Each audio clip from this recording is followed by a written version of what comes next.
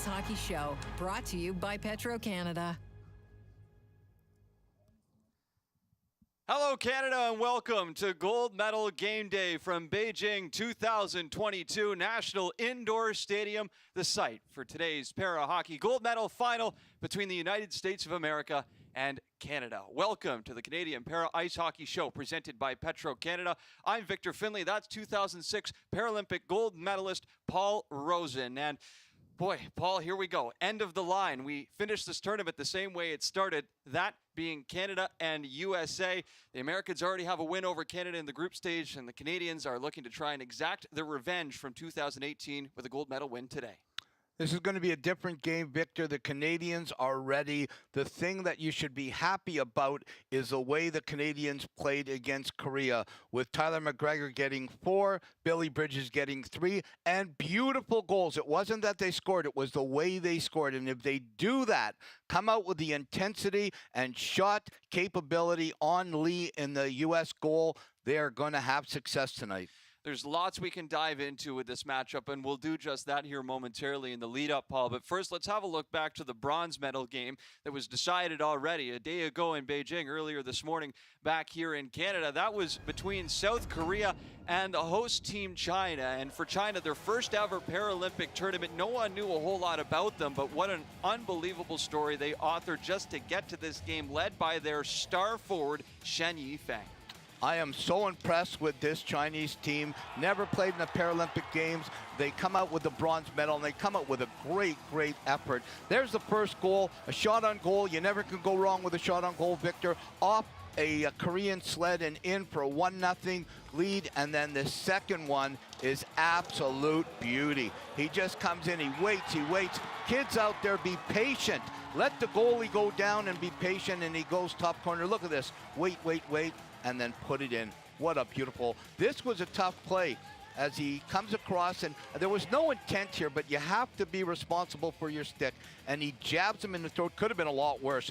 Those butts of the stick are laser cut, and he sat for 14 minutes. This was the opportunity for the Koreans to come back, and they just never could get anything on the board.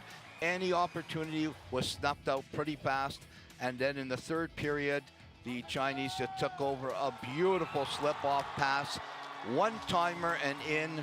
You got to feel sorry for Lee, the Korean goaltender. He had over 120 shots on him in the game, and here it is, put it away in the empty net, and it's a goal, a bronze, which is like a gold for the Chinese. It is. So the Chinese do what Korea did back in 2018. That's win bronze on home ice. So a big win for China today. But Paul, let's look back ahead now to this gold medal final between Canada and USA. Star players that we've known of for a long time on both sides, but it's some of the youngsters that have really stolen the show thus far. Yeah, I want to key on 2 young, up-and-coming, talented players that have had great tournaments. James Dunn for the Canadians has been outstanding, and Jack Wallace, just every game getting better and better. And they haven't played a lot of games, but the Canadians better watch Jack Wallace and the Americans better watch James Dunn, because both of these kids have a bright future in the game of para ice hockey.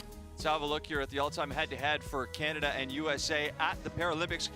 Canada has never defeated the United States of America in this tournament. They tied in their first meeting back in Nagano, 1998. Canada looking to make it one win, be a gold medal win today in Beijing. Support for these Canadians from all over the country, including from some of Hockey Canada's top stars. Just want to wish you guys good luck as you go for gold tonight in Beijing. You guys have made us proud and keep making us proud. I just wanted to wish all of the Canadian sledge hockey players good luck against the U.S. in the gold medal game. I am so excited to watch. We are all rooting for you, and we're behind you. As a former captain of Team Canada, I'm wishing all the guys the best of luck. I really hope that everybody gets on the ice and really has the ability to be able to showcase what depth that Canada has in terms of talent. Bring back that gold. Go Canada, go. And beat those Americans. Nothing feels better than beating those guys. So good luck. Do your thing. Some words there from Connor McDavid, Rebecca Johnston, and Todd Nicholson, who was part of Canada's last gold medal, their only gold medal in Paralympic hockey. That was back in Torino 2006. Let's have a look back at some of those memories from almost 16 years ago. It is the gold medal final, Norway and Canada. Well, I would say that the pressure's all on Canada here. They've got something to prove in this game. Norway's been here many times before. Bridges out front. Bowden scores! Brad Bowden opens the scoring for Canada. Back behind the net. Bowden out front. Westlake scores! Greg Westlake, and it's 2-0 Canada. Out to center. Billy Bridges shoots it from long range. Scores! That'll do it. Bridges, an empty netter. Canadians 3-0. The gold medal is theirs. It's over. The Canadians are the gold medalists at the Paralympic Games. The first time it's ever happened. Canadians send Norway home with silver, but it's gold for Canada. You know what? It's the greatest thrill of my life. I'm so happy and so proud to be a Canadian, to play the greatest game in the world and for the greatest country in the world. It's hard to describe. It's just unreal.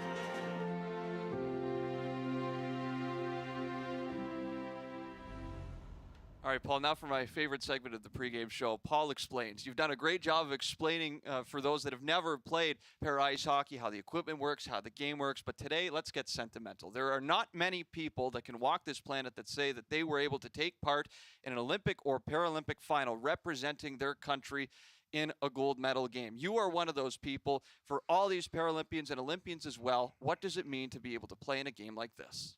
Well, first of all, you got me emotional again. This is like the fourth time this week. It is a true honor. And a lot of people say, you know, like it's a right. It's not a right. It's an absolute privilege and an honor to put that jersey on for your country.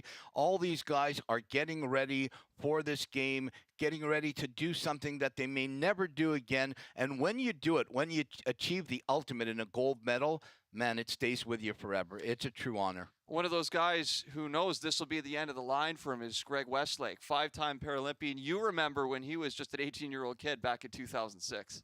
Yeah, I remember us going into the gold medal game where we were given no chance whatsoever, and we were rooming. He was just turning 18. I was almost 46, and I was getting ready to go to the bathroom in the middle of the night. I went by his bed, and I said, hey, Greg, we're going to win the gold medal game tonight. And he said, yeah, whatever. And I said, no, I'm going to get a shutout, and you're going to get a big goal. And yeah, whatever. But then we played the game, and we played like a team. And you know what the ultimate is, Victor? When the game ended, we beat the Norwegians 3-0. He got a goal and 2 assists. I got the shutout. And this is what it's all about. The gold medal. Bridges and Westlake have this. They're hoping to get another one. But when you get something like this, no matter what happens in your life, you are a gold medalist in the Paralympics and Olympic Games forever. Amazing. Well, that's what is on the line today for this gold medal final between Canada and the USA. And standing by with more from National Indoor Stadium is CBC's very own Devin Haru. Devin? There is nothing like the buzz inside an arena for a gold medal game. Hello, Victor. Hello, Paul. And hello, Canada, as we get set for this one-game showdown, winner-take-all. It is a great rivalry in sport, Canada versus the United States. Just seconds ago, I had a conversation with Canadian head coach Ken Babby, who looked me square in the eye, and he said, I feel an upset coming today. It would be somewhat of an upset. The Canadians losing 5-0 to the Americans to start this tournament. But they're putting that all behind them now. And not only hoping to erase that defeat to begin this event, but the stinging defeat from 4 years ago in the gold medal game in Pyeongchang. In fact, many of these players throughout the event telling me that's what's been motivating them to get back to this game, to erase the heartbreak from 4 years ago. And Victor, Paul, that moment has arrived as we get set for puck drop here at National Indoor Stadium. Thanks so much, Devin. This is the second meeting in a Paralympic final between Canada and USA, but when you consider men's and women's Olympic hockey, it's actually the 10th. What an amazing rivalry it's been. A couple golden goals over the years for Sidney Crosby and Marie-Philippe Poulin. Declan Farmer had that for USA back in Pyeongchang 2018. For a closer look on what has gone into this rivalry over the years and exactly what it means for both countries, our very own Paul Rosen takes a deeper look. Here we go again. We all knew it would come to this. You knew it. I knew it. Even they knew it. Can you talk about kind of the USA-Canada rivalry? Oh man, I'm getting goosebumps just thinking about it. We're basically like preparing for like a battle out there. There's a lot of history. There's a lot of hatred. Canada, USA. It's the greatest rivalry in hockey. Less than a month ago, it was the Canadian women getting the best of their American foes. The heartbreak is over from Beijing. Canada gold. Now the Canadian men's para ice hockey team get their shot at gold. Westlake and Bridges have been there before. A short memory is required to rid themselves of ghosts from the past. Empty net. Does he have an angle? He hit the goalpost. He rattles it off the pipe. Here come the Americans now. 50 seconds left. Roybal throws it in front. Rebound is loose. Hit up. Farmer scores. The game is tied. Declan Farmer comes through in the clutch. This is going to overtime.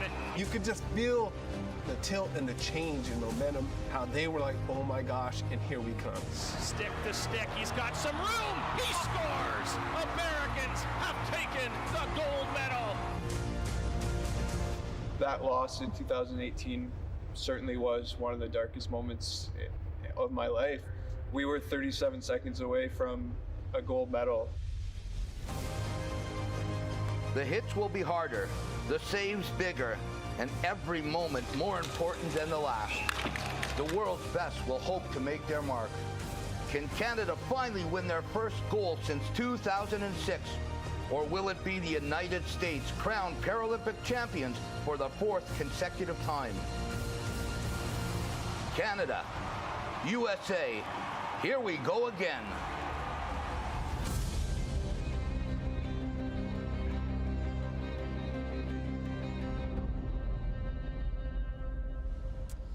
Here we go again, indeed. And for Canada's Greg Westlake, 5-time Paralympian, this will be the final Here we go in his Paralympic career. Paul, you had a bit of a text exchange with him earlier today. What did he tell you?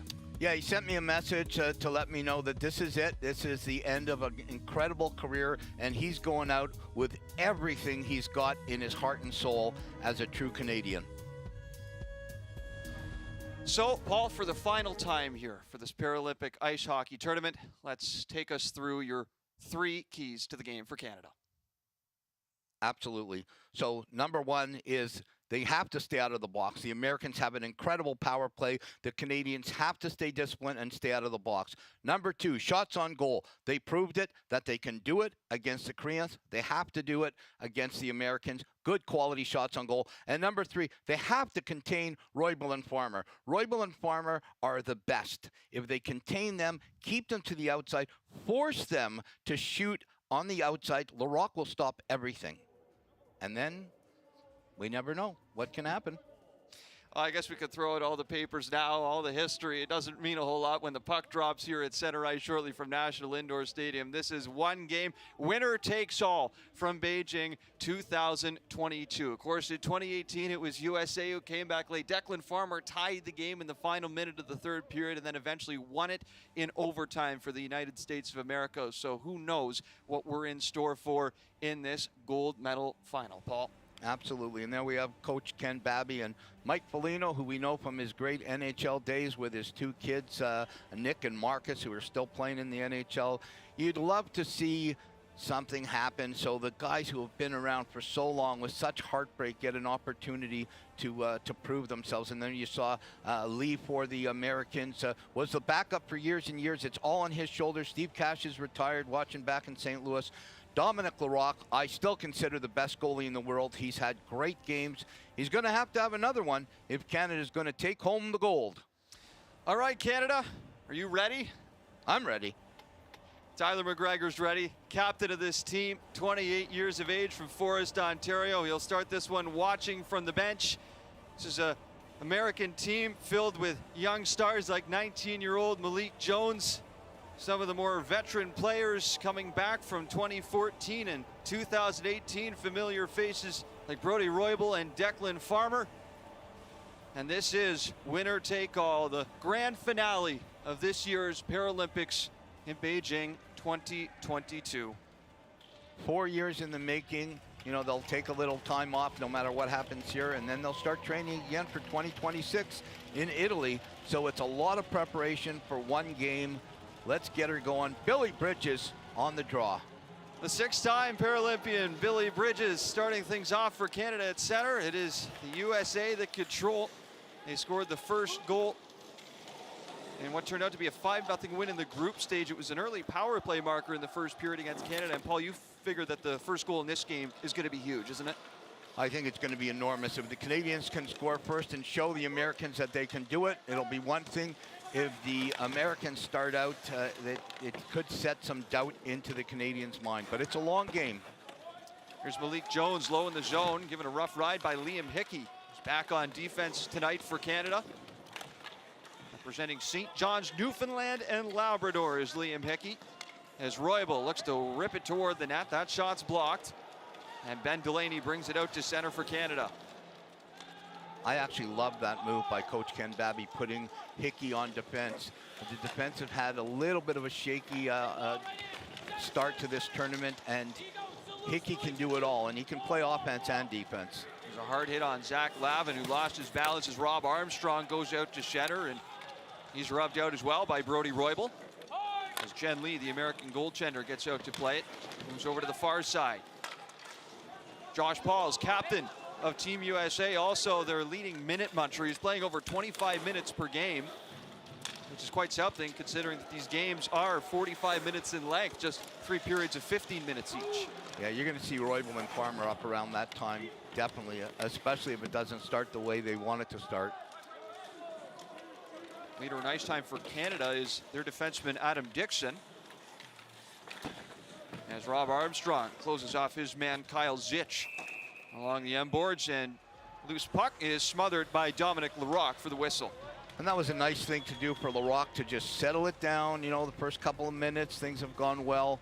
Settle it down, get the boys to get a proper change. Babby to get the guys he wants on the matchup.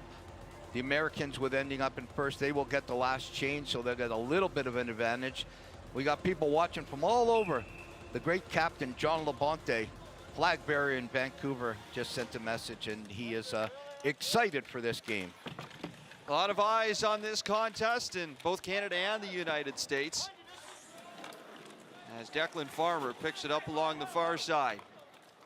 Closed off by Billy Bridges as it comes out to Jack Wallace up the middle, and couldn't get the shot through. Wallace will be one to watch. He's got a hat trick already in this tournament. Had a couple beautiful goals against South Korea as he looks to set one up in front for Mishevich. And it comes loose on the far side. Bridges off the glass, and this rolls out to center. The one thing the Canadians are doing a lot better so far in this game that they didn't do in the beginning of the first game is they're bottling up the front, the front of the net, and not allowing the Americans to get those good quality shots. They keep doing that, and it's going to be a pretty good outcome for the Canadians. Back around the boards it comes. Jen Lee missed it as Tyler McGregor sealed off by Farmer along the far side. McGregor pokes it out into the slot. Malik Jones is there for the United States, and he nudges it back out to center where Zach Lavin of Canada has control. Well, that was a tricky pass. Almost a 2-on-0 for the United States. Bit of a hairy moment for Canada as Tyrone Henry plays it up the middle, and a shot from Greg Westlake didn't find the mark. As Westlake in his final Paralympic hockey game, final game period for the Canadian Para Ice Hockey National Team, goes into the corner. And back up the ice comes Brody Roybal, and that was almost picked off by Tyler McGregor. Disrupted the breakout anyway as it comes back around the near side. A little bit of nerve so far, Victor. Perhaps on both sides here, knowing what's on the line as Westlake tries to track it down. Paul's to it first, plays it back around the boards to the far side. Now back up to center. Malik Jones trying to hunt it down. Rob Armstrong gets in just in time to sweep it away. Jones takes it right back, however, from behind the net. Looks to center, fans on it. Great defensive play by Rob Armstrong. Right place and right time as Malik Jones has found the net a couple times already in this tournament. 4 times to be exact as a rookie, 19 years old. He's been a bright spot for this American squad. And as this comes all the way back down the ice, this is going to be icing charged to USA.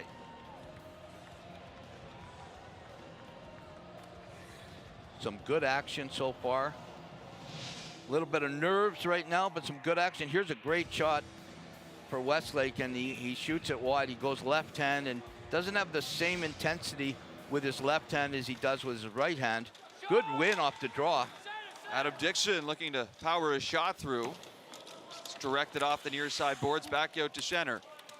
Racing after it, Liam Hickey picks it up. Behind the net, looks to drop it back for Adam Dixon. Swept away by Declan Farmer. Declan Farmer takes a shot, and the first save of the game is made by Dominic Larocque. He gets on top of that for the whistle. That was a big stop, a little bit of a miscue behind the net. Declan Farmer picks it up, and a good opportunity. Early stages of the contest, 0-0 between USA and Canada. Take it all in. Show up early, stay late. Live your passion. Get out, get in, do more. Hold. Get the bag, keep one packed. Don't put it off. Because when we make it count, we rise higher.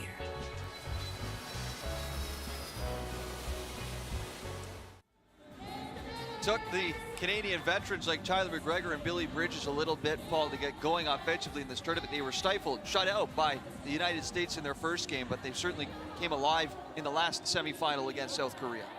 Yeah, absolutely. And the one thing people might not remember is the Americans did not score in that third period against the Koreans, so they haven't scored in a while. They're going to want to get on the board, and the Canadians are playing very smart in the defensive zone.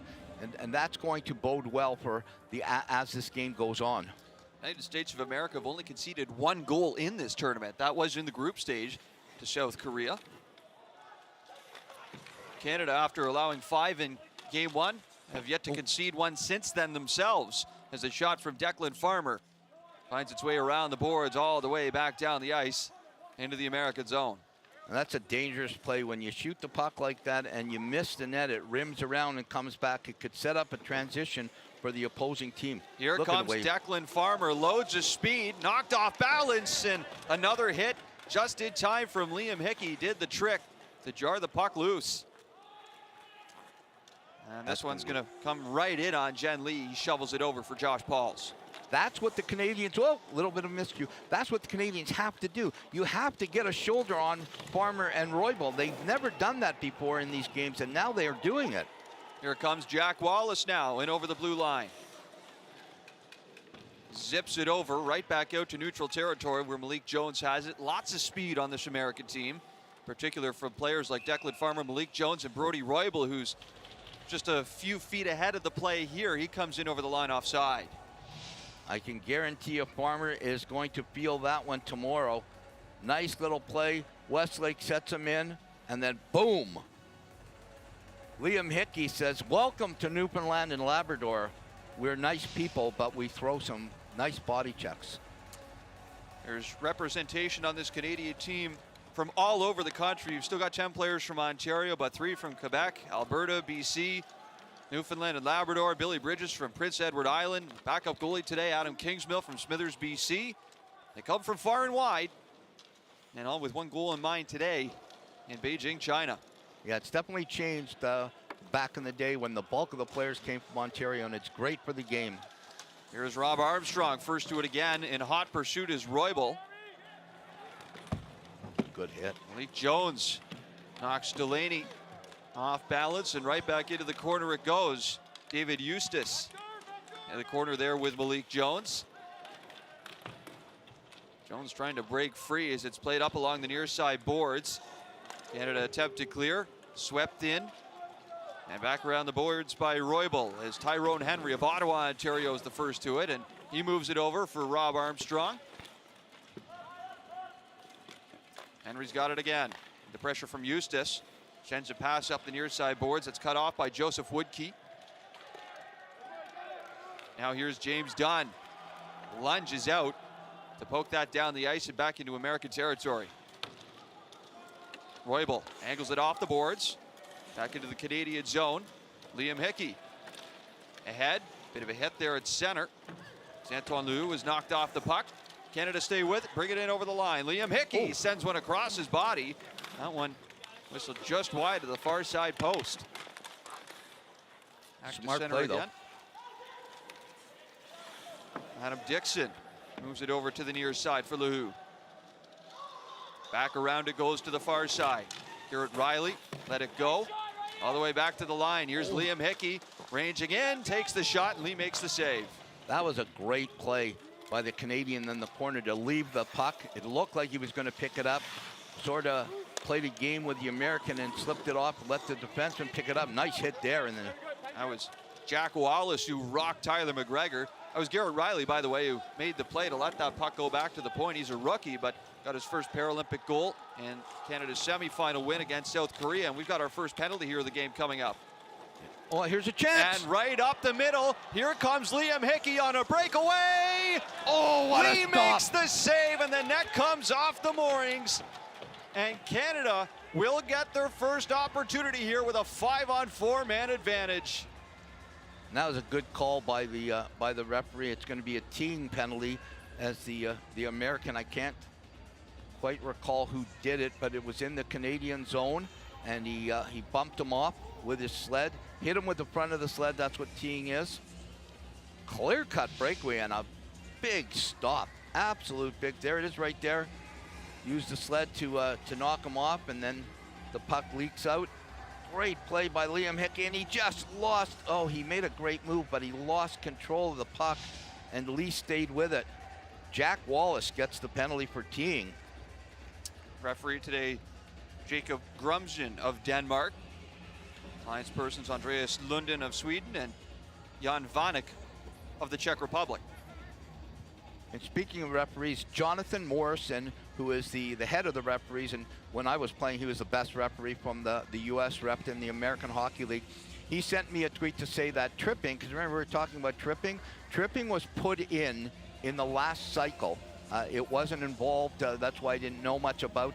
Never seen tripping called here, but there was a lot of players over the last number of years using their stick to slide underneath the blades, and that's how they called it tripping, and that's why tripping is being called. It was just implemented into the game of para ice hockey. For those of you that are wondering, like I was, it just started in the last cycle, the last 4 years. So thank you, Jonathan Morrison. Interesting information from a referee, and that's probably the first time you'll ever hear me say that, Victor.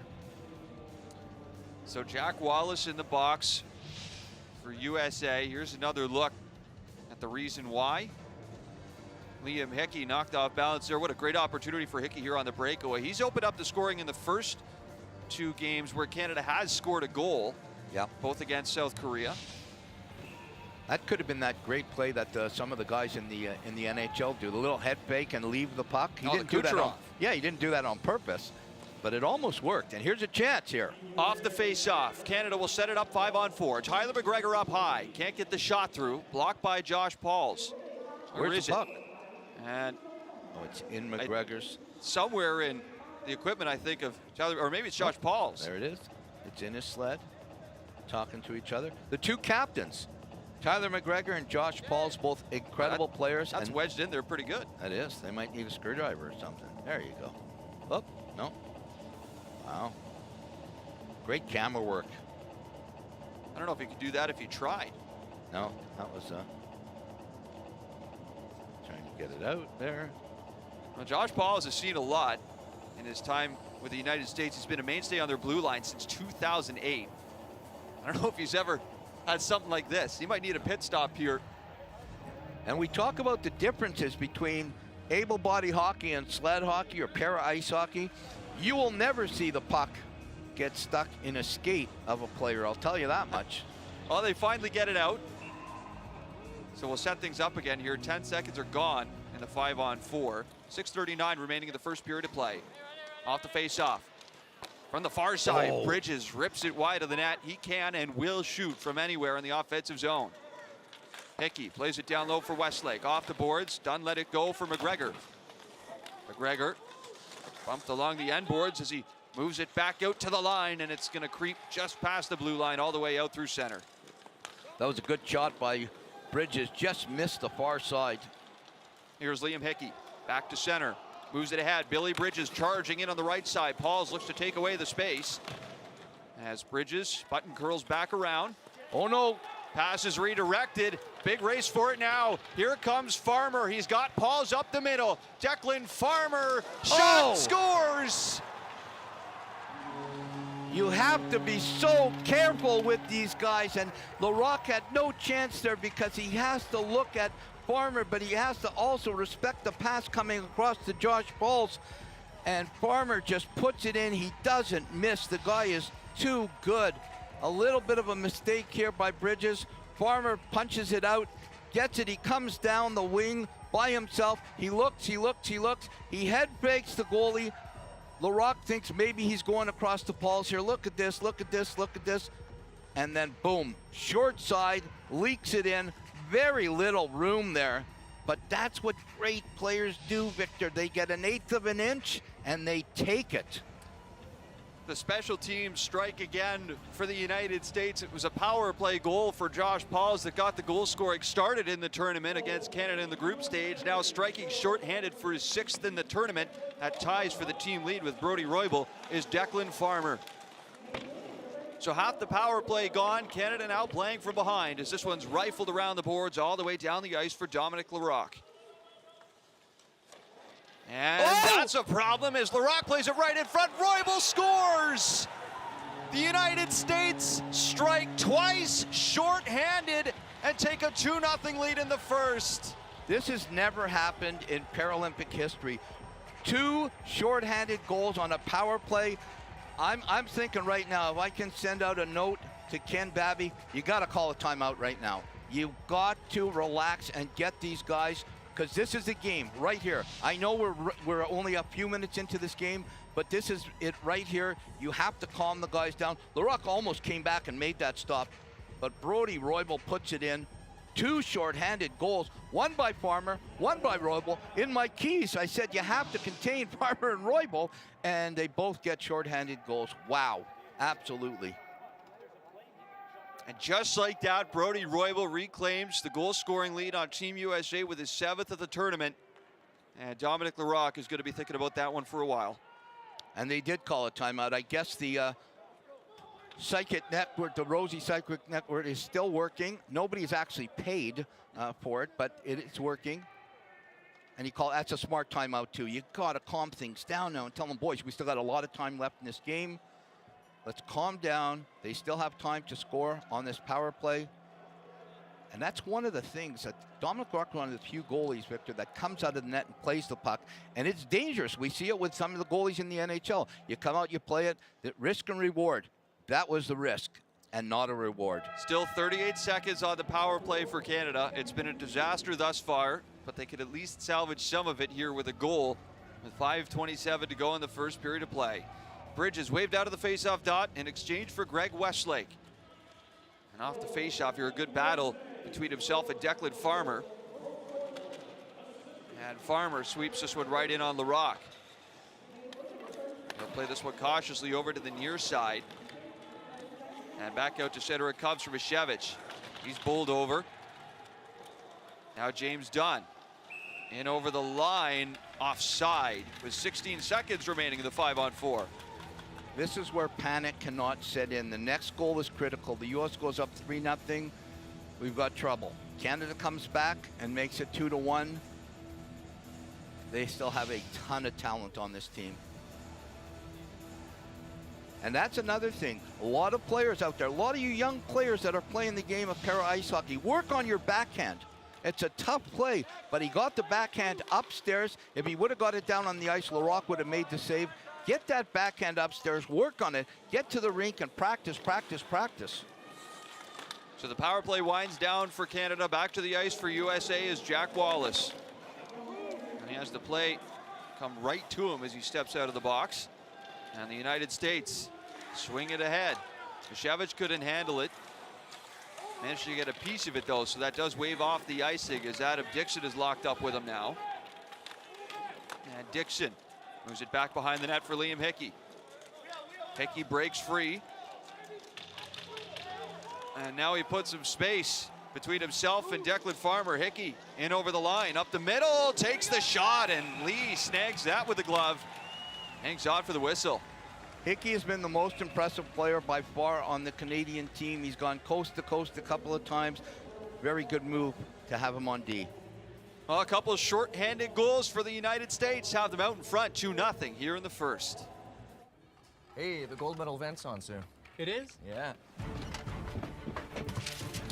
The event's about to start!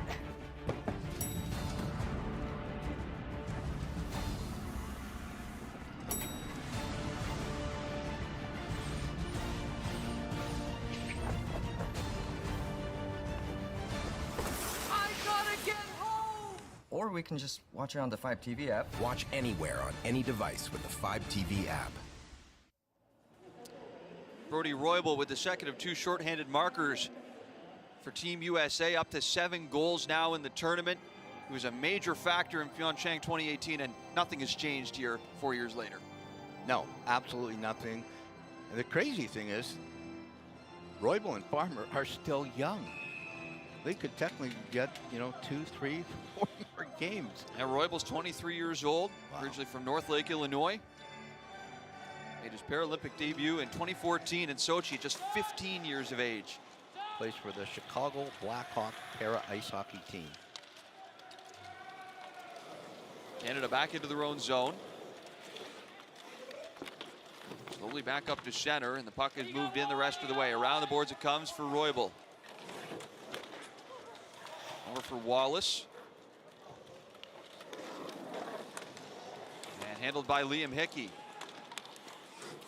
Jones looks to take it away. Roybal's there as well. Liam Hickey takes another shot. He's been eager to fire the puck. And as David Eustace touches up here with 3:39 to go in the first, there's going to be another penalty here assessed to Team USA. That's not a smart penalty whatsoever. You got a 2-0 lead. You want to play with fire. Yeah, you got 2 shorthanded goals. But Canada still has a great power play, and every time you give them that opportunity, and this is a chance to get back in the game, silly interference play there. So Joseph Woodkey, who comes from Nashville, Tennessee, playing in his first Paralympic game, sits in the box for USA. Canada back to the power play, hoping it goes better than the first, as Tyler McGregor takes a shot and he zips it wide. Right back around to the near side boards, all the way out to center. And we said that's a tough play. When you rim it around and you don't get the shot on goal, it goes all the way back down. Declan Farmer in on the forecheck, causing some problems here for Liam Hickey. He was able to pass off anyway to Billy Bridges. Bridges through center, in over the line. Off to Tyler McGregor, who takes a bump from Pauls. Westlake to the front of the net, tip just high by James Dunn. And moved off the stick of Farmer, deflected off a body, and he clears it back down the ice. 45 seconds gone in the power play. Done with a great opportunity there. Good puck movement by the Canadians on this power play so far. Good breakout tournament for James Dunn, hat-trick against Korea. And McGregor moves it right back in. Here's Armstrong with a shot, and Lee fights it off with a glove. Back for Tyler McGregor, long-range shot, doesn't get through. And turning it around, ripping it back down the ice is Jack Wallace. That's a good thing, though, because Lee does have a problem handling the puck sometimes, and it leaked out. You got to get somebody there in the garbage area to put that rebound in. Back to center, just drifts in over the line. And the Americans send it right back deep into Canadian territory. From behind the net, on the far side, here's Billy Bridges. Up to Lavin at center. Spots his man cross ice. It's Garrett Riley. Bothered here by Josh Pauls. Declan Farmer in there as well. Riley stays on it. Looks to pass it out for Liam Hickey. Yeah, just barely missed him. So he's got to turn back to center here in late seconds of this 5-on-4 advantage for Canada. Zach Lavin, couple feet in over the line.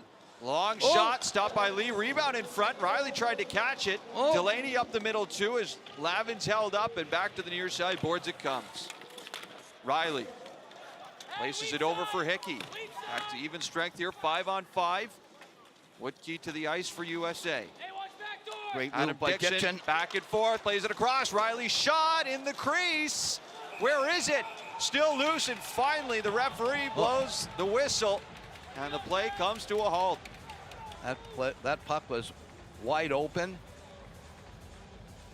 You know that the Americans are going to get their opportunity on a power play, and that was a lot better power play than the first one, obviously giving up 2 shorthanded goals, but that has to be a better shot. Nice blocker stop and then leaked out, almost gloved hand, and that would have been a penalty shot. And anybody can take it in that situation. Faceoff comes in the neutral zone, and Canada throw it right back in. Almost a minute to go in the first period of play. Woodkey moves it up ice for the United States, taken right back in by Greg Westlake. At center, Woodkey again, looking for Roybal. Now James Dunn held up. Dunn looking to break free, opts to pass it behind for Liam Hickey. Hickey makes a couple moves. Here's another as he charges up ice, but Gregor up the middle sends that one high. That was a bullet. Half a minute to go. Liam Hickey finding all sorts of space right now for Canada. He's had quite a first period. As Wallace can't get out over his own blue line.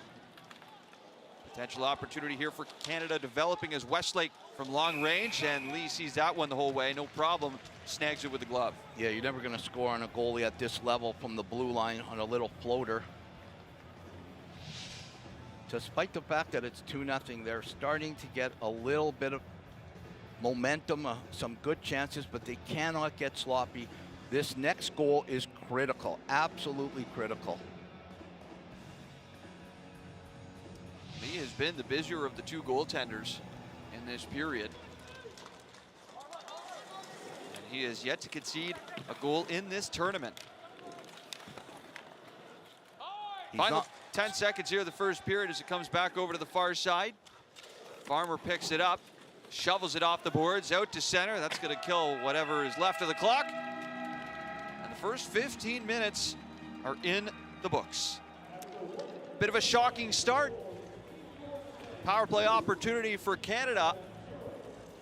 And the United States strike twice short-handed. 2 of their very best players, Brody Roybal and Declan Farmer, with a goal each. After the first period of play in this gold medal final at National Indoor Stadium, it's a 2-0 lead for Team USA.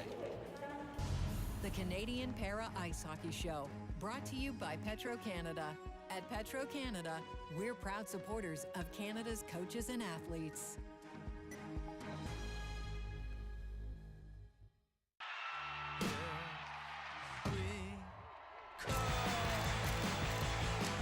I think it's Robson who's got the stronger finish here. Shot just getting inside the gate. Now there's that smile again.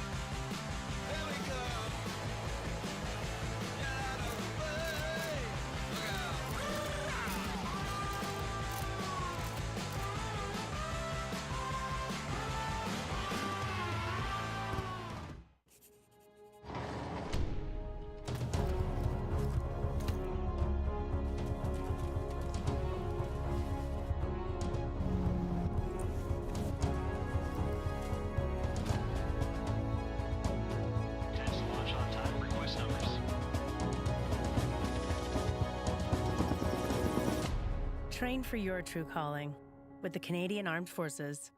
A message from the Government of Canada.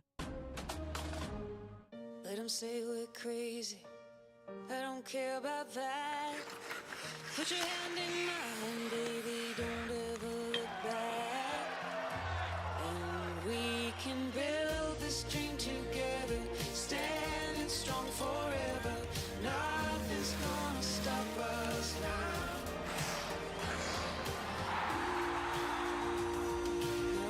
Nothing's gonna stop us now. Yeah, you're doing it slowly. This really is the stuff of Olympic dreams. Ryan, we have found that you have a condition known as Stargardt macular degeneration. There is no treatment. Right. Tricky.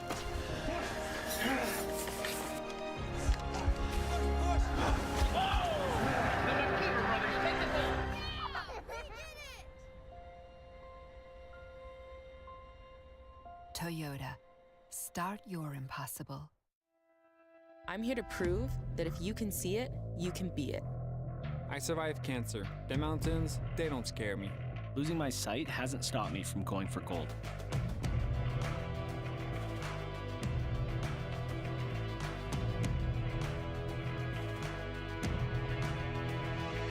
When more of us play, more of us win.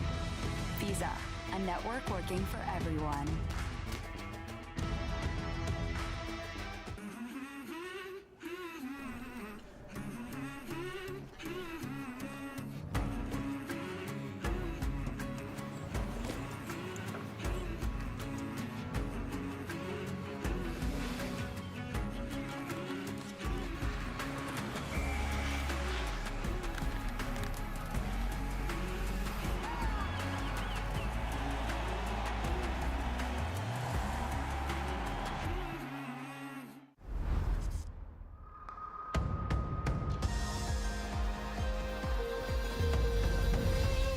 The family's back home watching. A lot of fans are back home watching. What do you want to say to them? A beautiful post by Sammy Joe with your daughter on the ice, you and her. What do you want to say to the family right now? I love you guys. Thanks for watching. Outstanding, Billy. Good luck in the gold medal game. Six-time Paralympian Billy Bridges, 37 years old. He's seen it all in this game. And, of course, doesn't have his family with him in Beijing right now. His wife, Sammy Jo Small, and daughter, Kenzie, both watching from home. And we're thrilled to be joined right now by Sammy Jo Small, right on cue, two-time Olympic gold medalist with the Canadian women's national team. Sammy Jo, thanks so much for sharing some of your time with us here on the Canadian Para Ice Hockey Show. I'm sure you'd much rather be in Beijing right now with Billy, watching the game play out in person. But what has it been like watching at home with your daughter? Well, it certainly is nerve-wracking. Victor, Paul, you guys have done an amazing job at showcasing the sport for all of the families back home. It has not been easy. We had a Zoom call with the entire sort of family of para hockey, friends and family, and we just commiserated. It is hard to not be in the venue, but we just want them to be happy. We just want them to do their best, and we cheer as loud as we can from our living rooms back home. Absolutely. Sammy, I want you to go back to that day that you two got engaged. Two of the best hockey players, para ice hockey, women's hockey. How proud of Billy are you to have seen him just flourish on this journey? Well, certainly you're right, Paul. He has certainly matured as a hockey player. I don't think that's necessarily because of me. But I think, I try to influence him in small ways, but I'm so proud of the man that he's become, the husband he's become, the father that he's become, and the change that he's evoked in our community is just amazing. For people to see Paralympians live in person just makes such a difference to every single community. Yeah, perfect segue. I want to know how you feel about this game in Canada, the young athletes with disabilities, not disabled athletes, but young athletes with disabilities, how far this game has come and how you have seen it grow over the years with Billy. Certainly, most of these guys actually have stayed at our house at various different times, so I've got to know them really well. Not all the camps are fully funded for these Paralympians, so we have a lot of guys that are staying on our couches. But Billy scored a hat trick the other day. And what I was most proud about that was that the smile was bigger when Garrett Riley scored his first goal. So to see how far he's come is just really special. And I mean, obviously he's my husband, so I'm pretty biased, but not only is he one of the best players in the world, but he's become one of the best teammates as well. And that just makes me so proud. Sammy, you've been part of a couple really special teams with the Canadian national women's team. Take us, I guess, a little bit into the dressing room right now for what this men's para ice hockey team might be going through, and what is it about gold medal winning teams that makes them so tight and just makes everything click? Well, certainly this team is very close because of what they've gone through for the last 2 years. And this first period is certainly a lot more adversity. I mean, little tiny mistakes lead to goals. It's hard to watch. However, there's been some great plays by Canada. And Dominic Larocque is one of the best goalies in the entire world, as Paul, you have mentioned so many times. So he's going to bounce back. these are just challenges that they are facing, just another set of adversity. There's still a lot of game to play, and Canada really has dominated puck possession. So in terms of the actual play, I love that Ken Babby has used all three lines. All three lines seem to be rolling, and it's just a matter of time. I mean, you know, it's sometimes just puck luck, and you just got to wait out the game and play your game right till the final buzzer. So I got to finish by asking you this, Sammy. Billy Bridges is a 6-time Paralympian. He's 37 years old, but he's still one of the best players in Canada. Does he have another Paralympics in him? Well, he certainly told me when he left that he loves the game so much, and I can't envision him retiring at any point. Somebody at some point is going to tell him that he has to hang up the skates, but I know that he just loves it, and whether he gets into coaching or keeps playing, he'll be around the game for his entire life, really. Wonderful. Well, Sammy, always thrilled to have you a part of this show. You're such a great advocate for the game, and I love your shirt as well, by the way. So thanks so much for joining us on the Canadian Para Ice Hockey Show today. Well, thank you to you both, and thank you for the great comments you have made about Billy the entire journey and about all of the guys. And I just want to give a big shout out to all of the families that have gone through so much with their men, with their boys, and here we all are cheering on our friends and family member, and go Canada, go at the end of the day. Here we go. Big 2 periods. Thanks, Sammy. All right, once again, Sammy Jo Sval, national team goaltender for the women's team for years, also made her broadcast debut this year for the men's Olympic hockey tournament in Beijing when she was over there last month. So she's been a busy woman of late. Boy, just always a real treat, Paul, to get to talk with people like Sammy Jo, someone that's really been around the game for a long time. Yeah, she's an incredible person, incredible goaltender, incredible motivational speaker. I've worked with her on many, many occasions. She actually helped me going into Vancouver for a couple of years with my goalie technique. So, yeah, incredible person.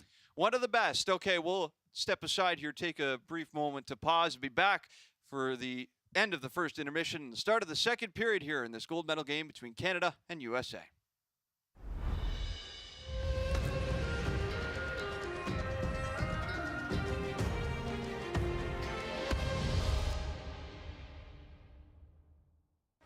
Gatorade, with electrolytes to help replenish what's lost in sweat. Carbs to help fuel your working muscles. And fluids to help you hydrate.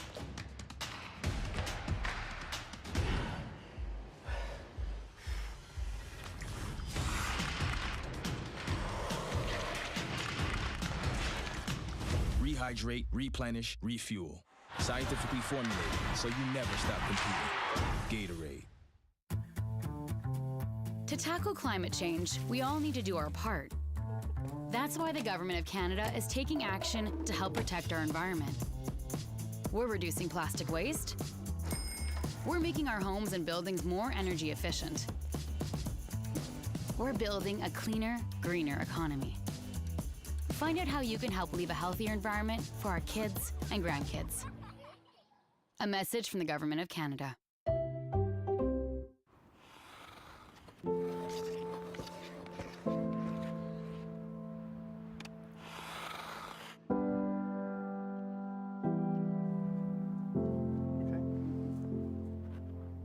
Excited or are you scared?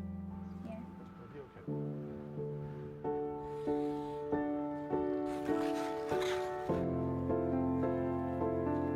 Courage. What we learn from play, we learn for life. First win, but not the last. Check.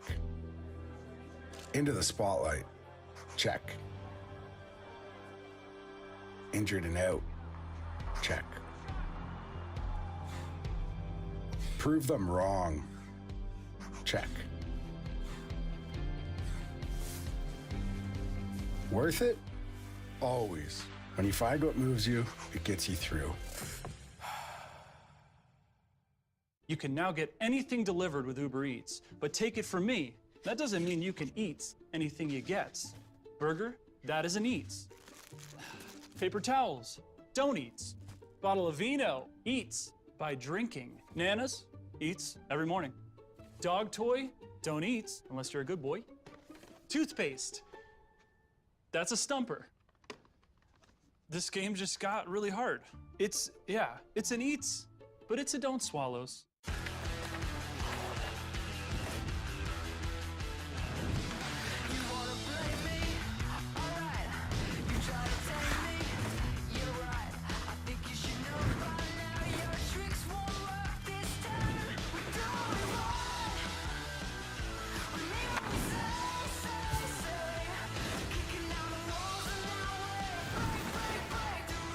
Start your impossible. Toyota, proud sponsor of the Olympic and Paralympic Games.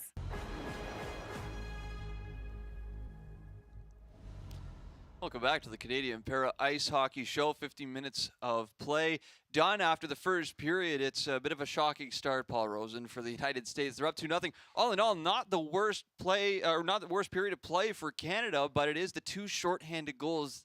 That's a tough one to stomach, isn't it, for Canada? They actually played quite well. They bottled up the zone in the defensive zone. They had some good quality shots, but they made 2 mistakes that came back to get them 2 shorthanded goals. Very difficult. I don't remember when Canada's let a shorthanded goal in 1, but 2 on the same power play. Farmer and Roybal. We talk about it at nausea. These 2 guys, you can't give them an opportunity. You gave them 2, and they scored it. You know, Canada had 8 shots on goal. That's a good amount of shots for a first period. It was. Jen Lee was certainly the busier of the 2 goaltenders. Dominic Larocque just saw the 3, and Canada's Liam Hickey, I think, caught both of our eyes there as having the best period of any Canadian forward or defenseman. Yeah, look, and you know what? He's on defense, but he's playing like a forward. And Hickey has been the bright spot on the team so far. He's had some great chances. He's driving the net. He's making some real good plays. The first 5 minutes of this second period is critical. The Canadians have to come out with some good quality shots. It's still only 2-0. I know there were 2 shorthanded goals, but they're still only down by 2. And anybody that's been around the game of hockey at any level knows if you get the next one, you're only 1 bounce, 1 little bounce off a sled. Anything's possible. So we'll see how this all plays out. And there's Liam Hickey.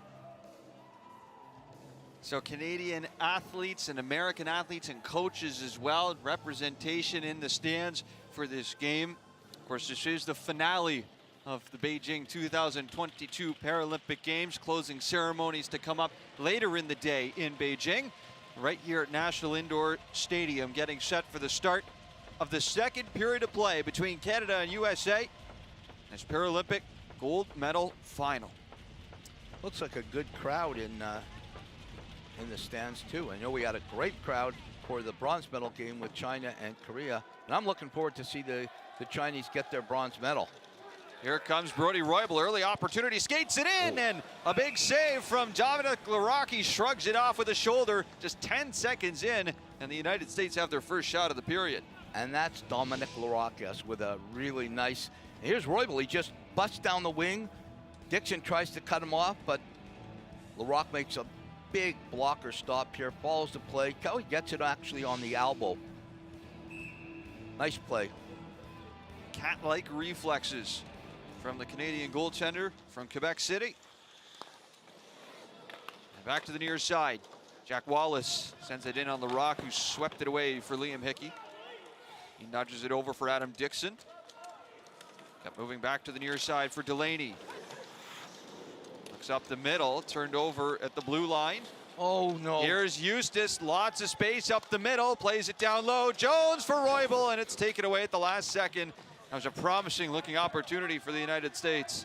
That was sloppy, but Jones tried to be a little too unselfish and get Roybal the puck there, and he had the opportunity there to do it himself. Back down the ice it goes. Josh Paul's first to it. Throws on the brakes as he got away from Dunn and plays it back up the far side. Eustace. Collision at the line with Hickey. Uh-oh. And Hickey lost it there for a moment as Josh Paul's coming in. Oh, what a play from Hickey. Takes it away. Will take a penalty, though, in the process. Penalty shot! And it is a penalty shot as Josh Pauls was brought down on the break. This is critical. Here he comes in. He's got his opportunity. Just before he gets it away, Hickey dives out at him. Here it is. And he didn't get that chance to take it from his left hand to his right, which could have gone in. Good call by the referee. Josh Paul's the captain from just outside of New Jersey. Has got an opportunity to go up 3-0 and make this game extremely tough. Dominic Larocque has a chance to get some momentum for this team. What a moment right here. The captain, originally from Greenbrook, New Jersey, comes in on a penalty shot, and Larocque makes the save. Dominic Larocque bailing out Canada twice early in the second stanza. And the mistake that Paul's made there for you young players, look how he comes in here. Larocque stays back, and you're never going to beat Larocque down low with that pad and the way he cuts across. Look at him here. Cuts across, makes the pad stop. That's where, if Larocque doesn't come out and he stays in the net, that's where Pauls has to go upstairs under the bar, and there's no way Larocque's going to be able to react from like 5 feet out. Pauls made a mistake there. Canada's hoping that this can bite them, and they come back. Huge stop by Dominic Larocque. And as Sammy Joe Small said, he'll come back from that mistake, and he did. Spoken like a true goaltender. Off the face-off, it's Canada who control. Armstrong over to the far side. Been all USA here to start this period. Only played about a minute and a half. Feels like a lot more here with all the opportunities. As it's swept immediately in by Canada. And picked up by Declan Farmer. Spins away from Westlake. Stops on a dime. He's got the speed and the agility to boot, does Declan Farmer. As Mashevich sends it around the boards. Farmer picks it up. Behind the zone. Throws it right back around. And Grove is knocked off the puck. Tyrone Henry run into there by Mashevich behind the net. Puck pops loose behind Henry. Picked up by Rob Armstrong, his pairing partner. McGregor tried to bring it out to center. It's led away by Grove. Plays it back into his own zone. Wallace off the boards and out. Reeled right back in by Tyrone Henry. Quickly deposits it out to center. And shot in by Grove, who takes a pretty hard hit after the play. You know what I love to see in hockey, the opportunity for when there's a penalty shot. Oh, here we go. This one shoveled over by McGregor, doesn't connect. And Brody Roybal back the other way. Here comes Roybal up the middle, scores! Brody Roybal, second of the game. And the United States take a commanding 3-0 lead. And this is where you have trouble as a defenseman with your legs straight out. He cannot catch. Roybal comes in and slips it. Beautiful play there. Goes right hand, right hand, waits for Larocque to commit. And despite the great save by Larocque on the Josh Pauls penalty shot, and I was going to say I'd like to see the game go with, when you have a chance for a penalty shot, the coach can say, you know what, we'll decide no penalty shot, we'll take the penalty. I don't know if that'll ever happen in the game, but give the opportunity, get some new rules in. Yeah, we'll take the penalty shot, or you know what, no, we'll take the 2 minutes. So what do you think about that? You know, I've never really considered it before, Paul. I got to ruminate on that one a little bit. All right. Well, we have time. Did give me an opportunity to say the word ruminates. This is deep in American territory. That's 2 goals, by the way, for Brody Roybal. So he's up to 8 in the tournament now. That ties him for the tournament lead with China's Shen Yifang. Canada looking to work it in here. Yet to get a shot in the second period. The United States already have 5 of them in this period alone. And back up the near side boards. Wallace hands it ahead. Oh, big hit. Jones, heavy contact from Adam Dixon as it comes back the other way. James Dunn almost had a breakaway. Hickey's open. Looks to pass it through. Hickey with a nifty tip, but Lee gets out to make the save with the arm. Back along the end boards in American territory. They come up ice with Wallace. You know, there's been a lot of pressure on Lee in goal as the backup goalie for years, and I can guarantee you that Steve Cash is very proud of the way Lee has been playing so far. Here's Billy Bridges, takes a rip, and Lee gets up with the glove hand to knock it away. Of course, Steve Cash, 16 years with the U.S. national team, was in between the pipes when they won gold in 2018. Of course, was part of the three-peat for them. 2010, 14, and 18. United States looking to make it 4 in a row, this time with a new goaltender between the pipes. And as good a goalie as Cash was, and he was world class, he was a good person. He is a good person. Back along the near side, Dixon sent it ahead. It was taken away by Roybal. He rolls it back ahead for Jack Wallace. Loose along the sideboards. Picked up by Hickey again.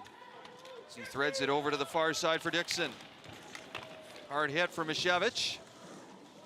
USA set it up. Here's Paul's the shot, and sprawling out to block that was Liam Hickey. He's been all over the place for Canada in this one. Moved ahead, not out. Zitch, long shot, and Larocque up with the blocker, makes the save. This is total domination this period so far. Not what Ken Babby wanted to happen.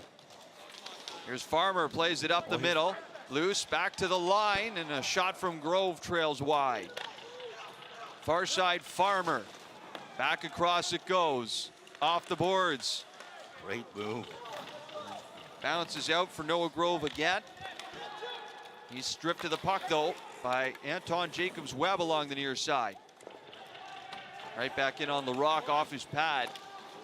And it's taken in by Midland, Ontario's Adam Dixon, who sends it long down the ice, looking for Riley. Taken away by Josh Pauls. Back out to center. Rob Armstrong. Back into his own zone. Pressured here by Jones, fresh off the bench. David Eustace. Bad pass. And now taken away by Tyler McGregor. Out to center he comes. Shot it in. As it goes in back behind the net. Roybal back around the near side boards. McGregor runs into Eustace. Settled down now by Westlake. For McGregor. Back to Westlake. Long shot. Lee the save. Loose for a moment in the crease, but he covers it up for the whistle. That's where the Canadians needed Lavin to be there to pick up a bit of the garbage. Dominant start to the second period for Team USA. Brody Roybal's got a goal, and they lead 3-0.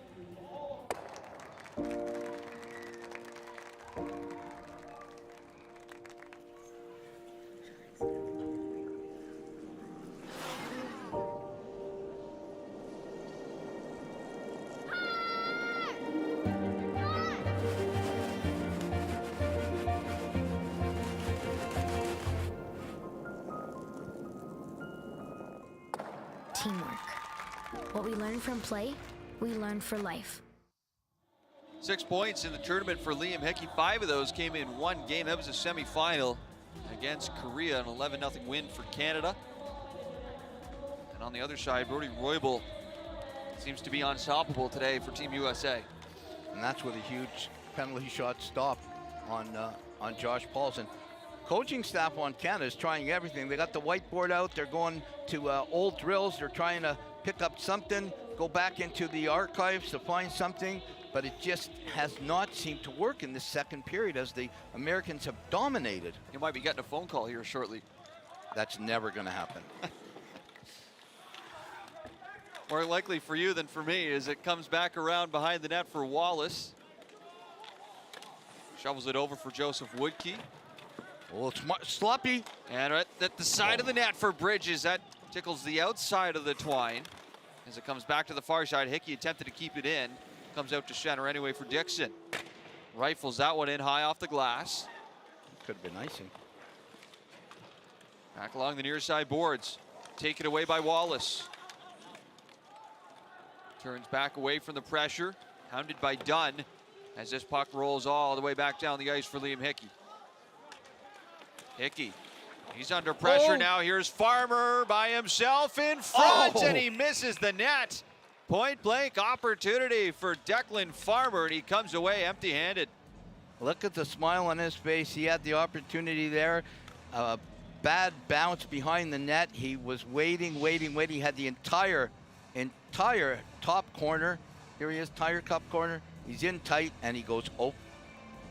You have to be really good to get that puck up that fast, that close.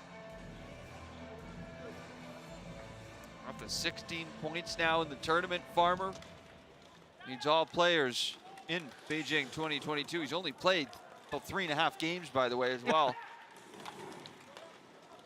As back down low, Josh Mishevich has it taken away here by Zach Lavin.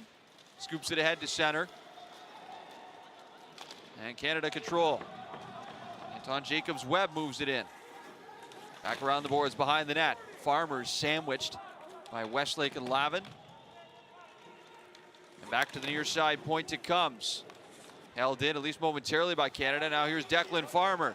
Turning on the Jets, Declan Farmer In over the line, Farmer passes off, scores! Josh Pauls, the captain for USA, stopped on a penalty shot, converts on the 2-on-0, and it's a 4-0 lead for the Americans. This is definitely not what the Canadians wanted. No chance. Every opportunity that the Americans get, they capitalize on. Here's the ultimate speed of, here we go here. The ultimate speed of Farmer. He takes it, throws it to Paul. No chance for Larocque. Stays outside. Henry has no chance whatsoever. Nice little last-minute slip-off pass. Larocque cannot cheat. If he cheats, Farmer's going to put it in. Throws it over to Pauls, and Pauls gets his chance. Missed on the penalty shot, but there was no way he was missing on that yawning cage, Victor. And it's 4-0 with just about half of this game left, and Canada's in serious trouble. It's not over, but they're in trouble. Josh Pauls has just 3 goals at the Paralympics. 2 have come in this tournament against Canada. He started the goal scoring in game 1 in the group stage on a power play and converts here to make it a 4-0 lead for USA. Back through center. Held up at the American line. Grove looks to bounce it off the boards. Take it away by Canada. They shoot it right back in. Over on the far side, Delaney looks to take it away from Pauls. Delaney. Back to the line, Liam Hickey. Tried to wrist it through. Deflected off a body, and Pauls has it low. Along the end boards, Bridges was there applying pressure, and it's Brody Roybal who takes it away again for USA. Up to center, Eustace right in on Dominic Larocque, knocks it down, looks for an option, and I will guarantee you that the U.S. will not let up whatsoever, because with the firepower that the Canadians have, anything is possible. You know that Ken Babby is looking at this and going, I drew up a perfect plan. Everybody was in on it, and just the Americans are just too good right now. Josh Pauls with the latest goal for USA. They lead Canada 4-0 here in the second. Take it all in. Show up early. Stay late. Live your passion. Get out. Get in. Do more. Hold. Get the bag. Keep one packed. Don't put it off. Because when we make it count, we rise higher.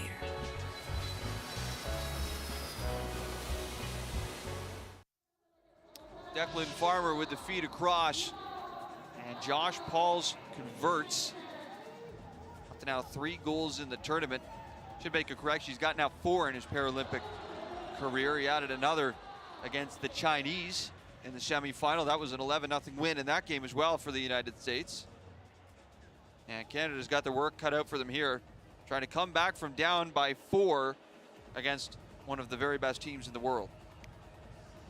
And the hard part is going to be because the way the Americans play defensive, the way they play with the puck, and the way they play away from the puck is going to be so hard to do it. But it's possible.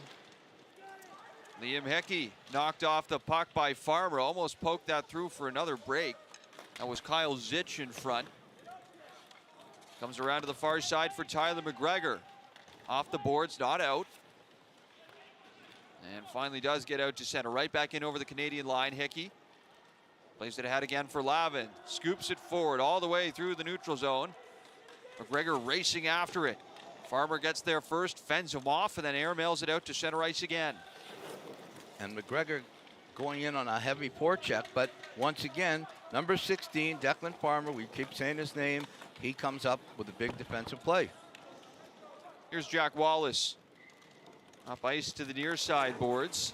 Farmer dodges a hit there. Hickey got tied up with Mishevich. And the whistle's blown. Penalty upcoming. Not sure who's getting it. Interference call, looks like Mishevich based off of that body language. Well, I tell you one thing.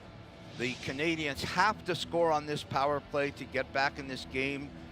Sometimes that's a silly penalty there, because Hickey wasn't going to take the puck away from Farmer. Coaching staff will not be happy with that.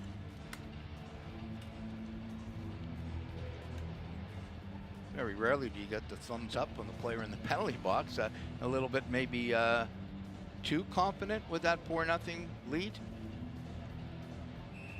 So Canada back to the power play again. Remember, the first 2 goals of the game for USA were scored shorthanded, so they cannot be taken lightly even when down a man. Another win, an absolute another win by Farmer. Probably the best face-off man in the world. This puck pops up into the Canadian bench. Out of play, 7 seconds gone here in the 5-on-4. And that's saying a lot because Bridges and Westlake are 2 of the best, but Farmer doesn't seem to lose any. Let's see what happens here, Bridges against Farmer.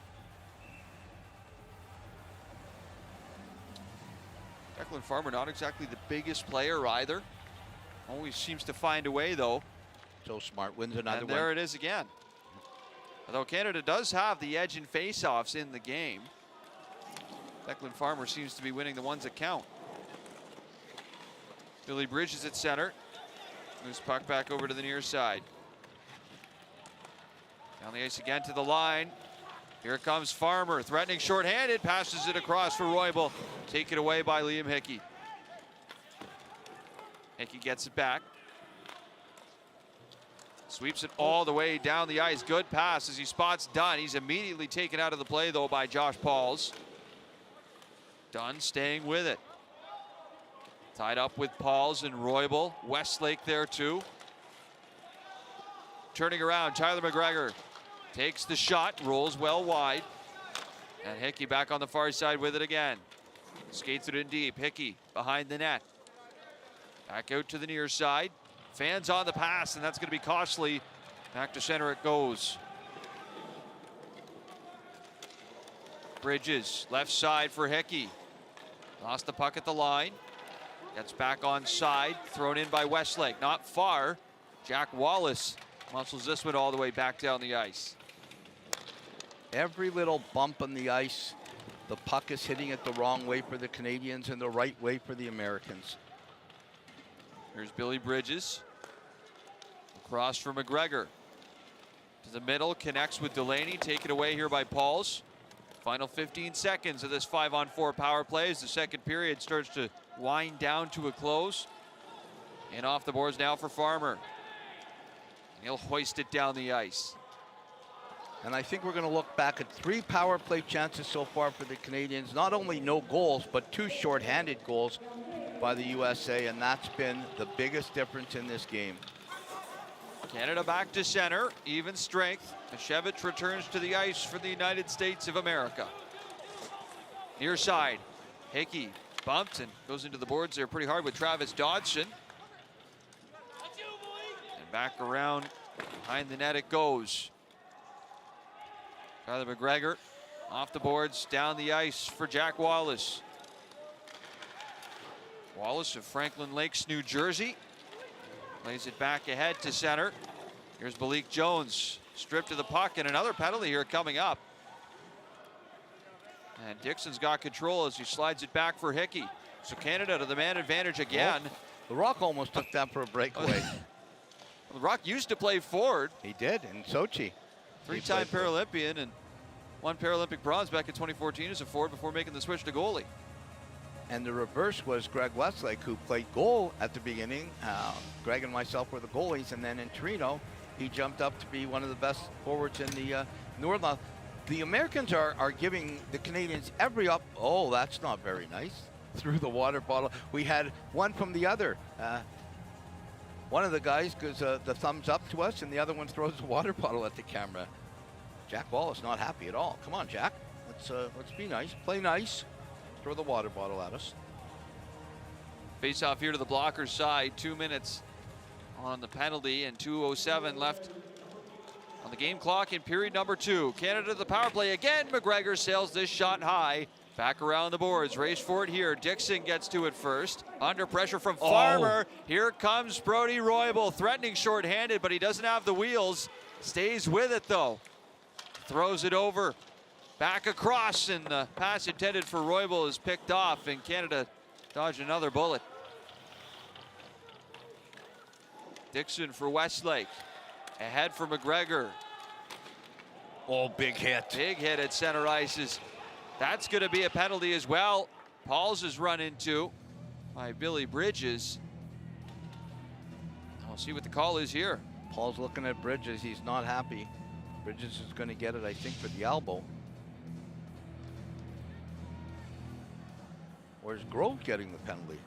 Is it going to be a 5-on-3? Grove is getting the penalty for teeing. Wow. Now, if this is where you'd love to have your timeout back. 5-on-3 is almost impossible to defend. This is the opportunity for the Canadians to get there. With 1:30 left in the second, this could be big. Westlake to take the draw, loose, and take it away by Roybal. Here comes Roybal to center. He's out there with Declan Farmer and Josh Pauls as well. Canada start out from back in their own zone. Adam Dixon, long stretch pass, almost connected with Dunn. It's Pauls who takes it away and goes for a skate along the end boards. Places it behind for Declan Farmer. Up for Roybal. He wrists it down the ice. The Rock is going to get out to play this. Shoves it over for Bridges. That pass misses. Oh, Dixon big hit able there. to catch up to it as Roybal ran right into him. And now Farmer along the end boards. Pushed up along the boards by Liam Hickey. He's there with Westlake digging away. Bridges joins in. Pauls is there too for the Americans. Half a minute remaining in the second period of play. And for the third time here, the United States clear it. And nothing cooking for Canada on this 5-on-3. Nothing is working for the Canadians so far. And a 5-on-3 with the talent they have on the ice, you would think that then this is the puck hits the end of his stick. Just nothing working out. Back in over the line. Hickey cut off along the boards by Pauls. That's going to do it for the 5-on-3. Controlled again by Roybal. Slammed off the boards around for Bridges, and time runs out in period number 2. 30 minutes in this game are gone, and it is all United States of America. 2 shorthanded goals in the first period. They followed that up with a dominant start to the second period of play. Tack on another 2, including one from the captain, Josh Pauls. And after 30 minutes and 1 more period left to play, it is a 4-0 lead for Team USA in this Paralympic gold medal final. The Canadian Para Ice Hockey Show, brought to you by Petro-Canada. At Petro-Canada, we're proud supporters of Canada's coaches and athletes.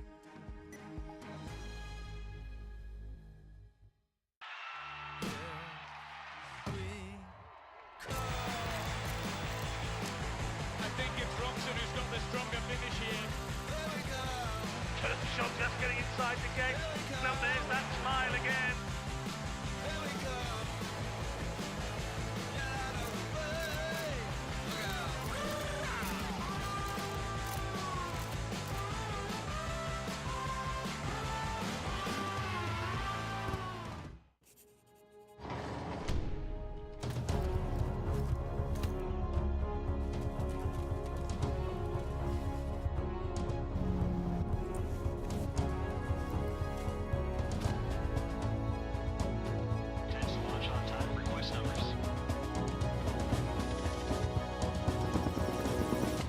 Train for your true calling with the Canadian Armed Forces. A message from the Government of Canada. Let them say we're crazy. I don't care about that. Put your hand in mine, baby. Don't ever look back. And we can build this dream together. Standing strong forever. Nothing's gonna stop us now.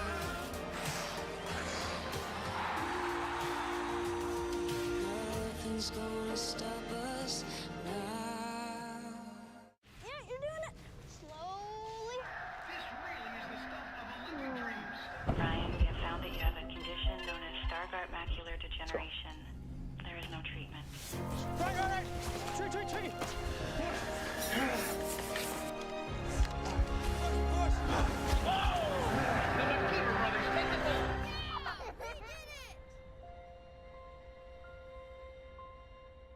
Toyota, Start your impossible.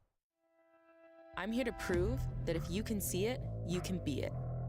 I survived cancer. The mountains, they don't scare me. Losing my sight hasn't stopped me from going for gold.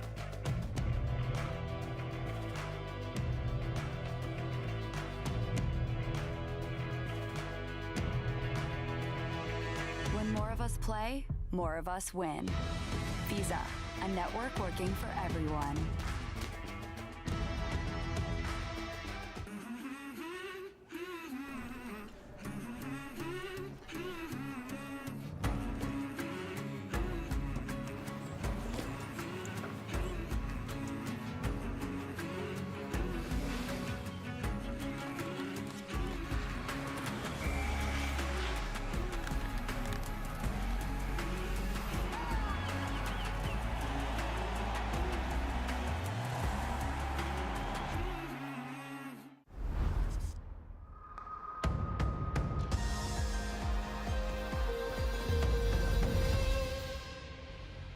Welcome back to the Canadian Para Ice Hockey Show with the United States here. Complete control over Canada in this gold medal final, up 4-0 after 2 periods of play. So Canada looking to try and win just their second Paralympic gold medal. Paul, you were part of the team back in 2006 that won that gold.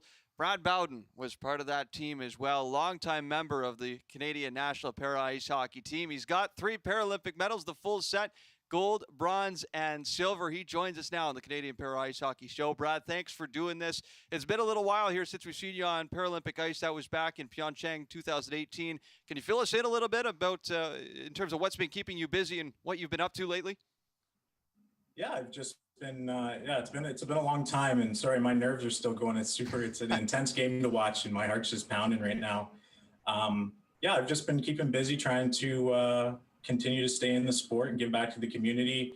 I'm working in the community here with an organization that's called All Sports, All People, that does inclusive sledge hockey programs, wheelchair basketball programs for kids in the area, and I love it. I have an ability to give back to the community and just pay it forward after all of those years that I got to enjoy the sport.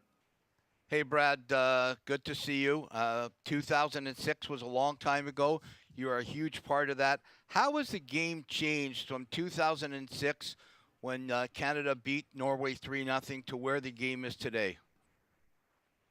Well, as you know, I think just after that, you started to see more of the game take a direction towards, hiring professional coaches. And I think, the equipment's a big thing as well. When we were playing, as you said earlier, a couple days ago about taping your sled and trying to tweak your equipment and stuff like that, I think that there's been huge gains as far as, if you look at the American sleds and some of the Canadian sleds, like fitted buckets, like top-notch one-piece composite sticks. It's come a long way since the equipment that I started out when it was just like a hockey stick cut in half with some metal picks on the end. And it was really odd just to try to use those sticks. And now everything with all of the different options that you have, there's different brands that are available. And I'd say just more so just just with the equipment, with the fitness, with everything, it's just gotten faster and more expensive too. Yeah, absolutely. Hey, it's a different situation when players are traveling all over the world, traveling for a long time. The family support, I know when you played, your support from your grandparents were critical to you. How important is for the family support for an athlete with a disability? The support's super important. I mean, I don't know what my life would be like if I didn't have the love and support of my family, not just my grandparents, but, just like you guys as well. You were my family. I think my grandparents saw an opportunity to get me involved in team sports because I grew up as an only child, and I loved sports. And I think that it just really, it's something when, parents can see that their child loves to participate in sport or get competitive and just introduce them to something that they can become so passionate about. And to be honest, I never wanted to try sledge hockey, but my grandmother dragged me out of the house, and I'm thankful that she did because it's been a crazy ride. Well, I tell you, Canada's glad that she did. Last question from me. I want you to be honest, okay? Can you be honest with me? Always. Okay. Who's your favorite goaltender in Canadian para ice hockey history? It's you, buddy. Thank you. You were always back there. You had our back. You made those big stops when you had to. You brought out the best in a lot of us, and you built us up, and you really gave us confidence, man. And I always appreciate what you did for us when we were pretty young, and we needed that, and you were a huge part of that for sure. Thanks a lot. Yeah, Brad, last question here from me. Put on your analyst hat here for us a little bit. This game has not gone according to plan so far for Canada. So if you were on this team right now, where would you be looking to generate hope to get back in this contest in the third? Well, we definitely need a goal in this power play. And I've got a lot of people texting me, and maybe there's a bit of doubt, but I have faith in the guys. I mean, Rosie, what hockey's like. It's a weird sport. I mean, if you think back and remember that Game 7 with the Toronto Maple Leafs in Boston. I mean, anything's possible. They just need to hit the net 4 times, and it's a different game again. So I have faith in them. I think they just need to support each other. They need to make sure that they're making smart plays with the puck. The gold medal game isn't a time to be making iffy plays and taking a gamble with where you're putting the puck, and you got to be sure of where you're moving it. And we had a few tough breaks, but I think the guys are really going to bear down and give it their all in the last period here. And I think it's quite doable. I've got faith. I believe in them. Love to hear it. Thanks for doing this, Brad. Still one more period here for Canada to go, and all the best down the road. Thanks, Brad. Guys. Once again, Brad Bowden, 2006 Paralympic gold medalist with Team Canada, one of your teammates. Paul, what do you remember about Brad as a player? He was so fast, lightning fast. And one of the things that I think everybody in the world will say, he was one of the nicest players, most respected. I had some issues with players, and some guys might say, well, they didn't really like the way I played. There's not a person on this planet that will tell you that Brad Bowden was not the most respected player that ever played this game of para ice hockey.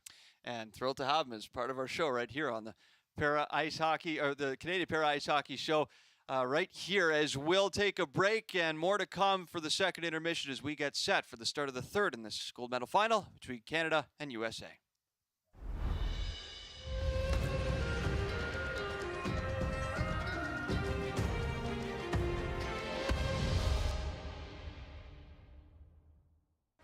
Gatorade, with electrolytes to help replenish what's lost in sweat.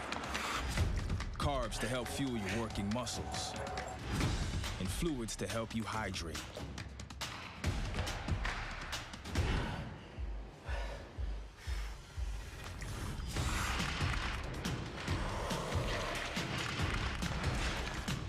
Rehydrate, replenish, refuel.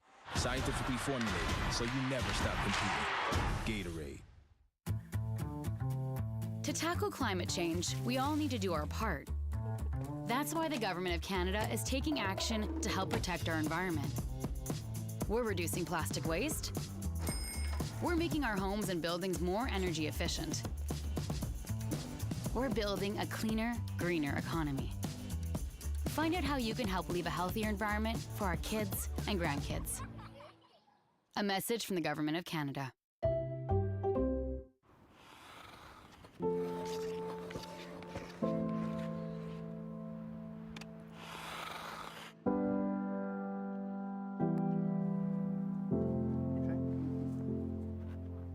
Excited or are you scared? Yeah. It'll be okay.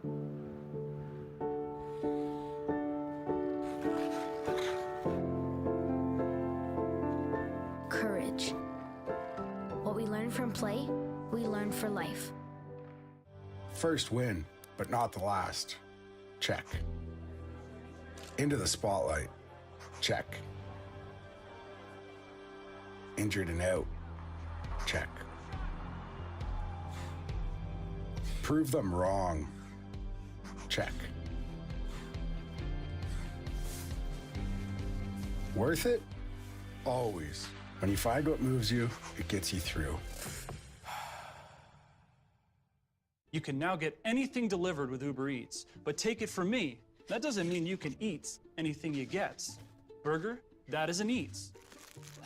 Paper towels, don't eat. Bottle of vino, eats by drinking. Nanas, eats every morning. Dog toy, don't eat unless you're a good boy. Toothpaste, That's a stumper. This game just got really hard. It's an eats, but it's a don't swallows.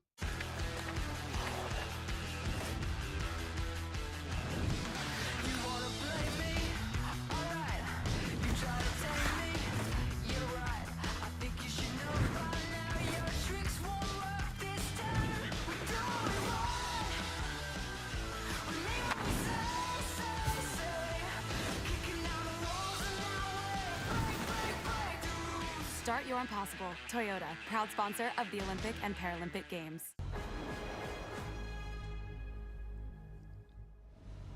Moments away from the start of the third period here on the Canadian Para Ice Hockey Show. Gold medal final from Beijing 2022 between Canada and the USA. Victor Finley here with Paul Rosen.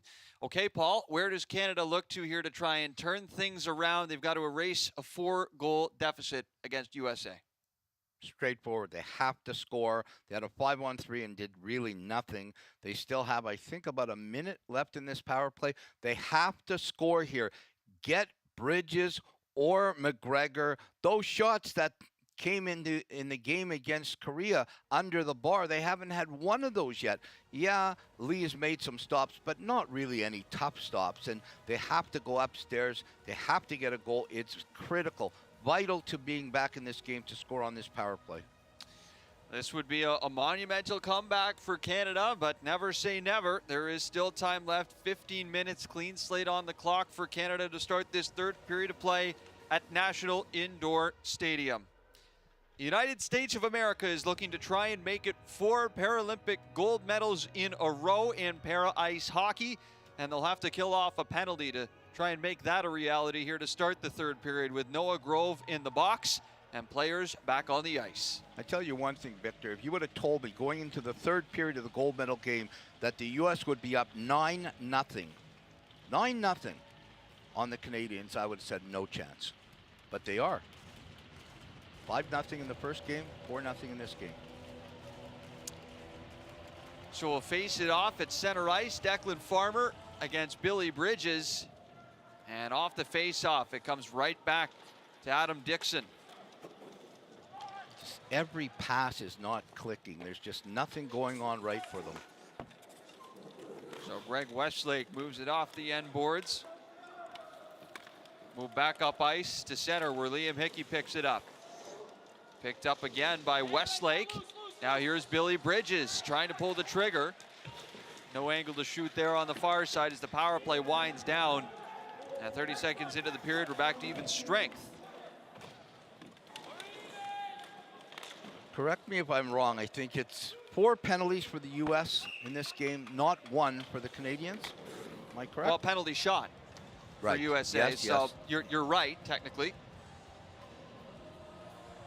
But the power play opportunities for Canada have not yielded anything offensively. -2 on the power play with the 2 shorthanded goals from USA back in the first period, and they look to be keeping it here pretty loose.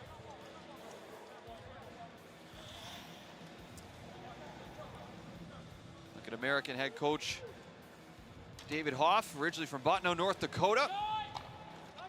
And off the face-off here, Jen Lee has to make a save, settles it back down, and it's picked off by Anton Jacobs-Webb along the far side. He's locked up with a couple of Americans. Declan Farmer, Noah Grove in there as well. This is what the Americans want to do. That was a glove pass, but they got away with it. The Americans just want to play with the puck as much as they possibly can. From the line, deflected in front by Lavin, and that carried just wide.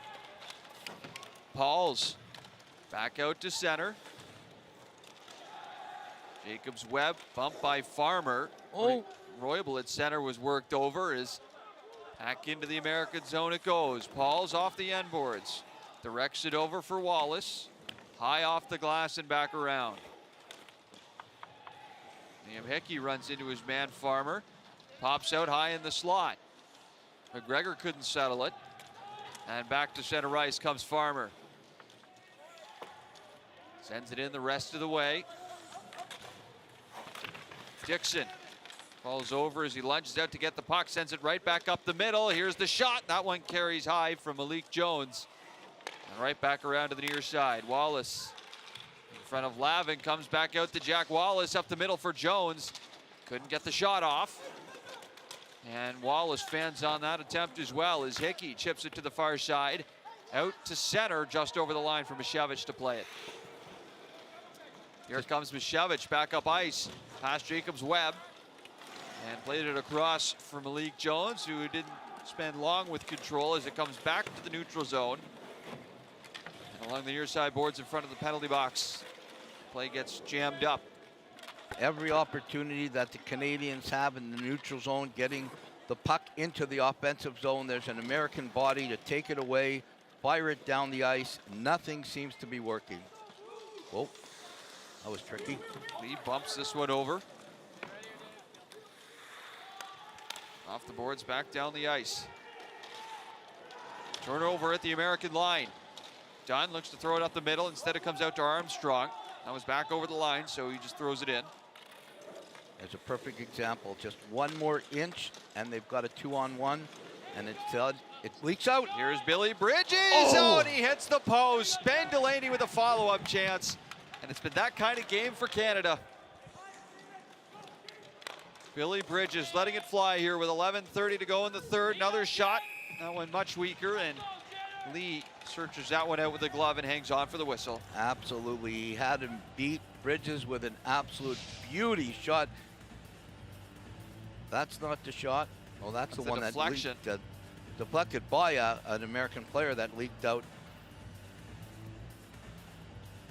It's a shot wide.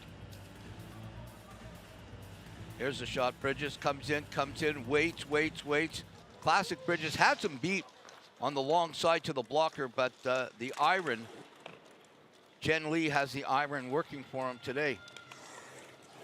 And from center, it's lobbed in by Adam Dixon. Brody Roybal picks it up. And leads it ahead to center again for Farmer. Moved it over the line. Liam Hickey's got plenty of space and time. From behind the net, past Zich. Slides it back across for Lavin. Ahead to center ice for Dixon.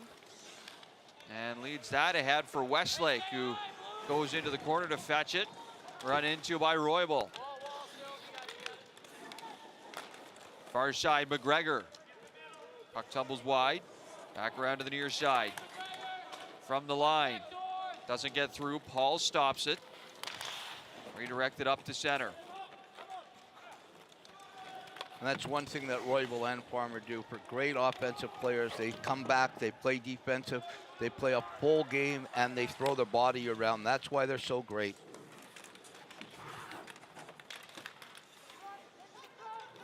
Back around behind the net. Farmer locked up with Westlake. Westlake taps it over.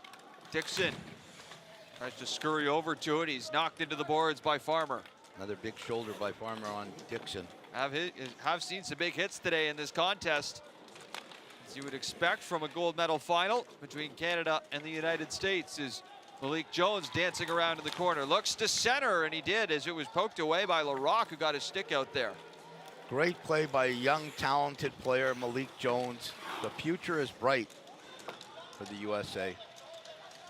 Off the outside of the net. USA first to it. Misiewicz to the near side corner boards. It's got Malik Jones in there too. Jones controls it right now. Tried to center. Cut off by Hickey.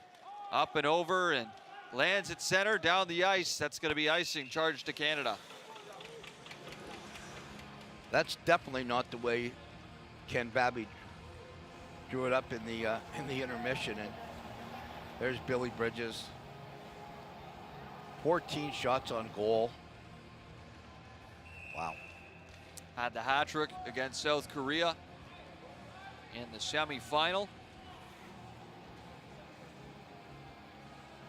Tell you one thing, this Canadian team will not give up. No matter what happens in the next 9 minutes and 17 seconds, they will not give up. Anton Jacobs-Webb to take this face-off.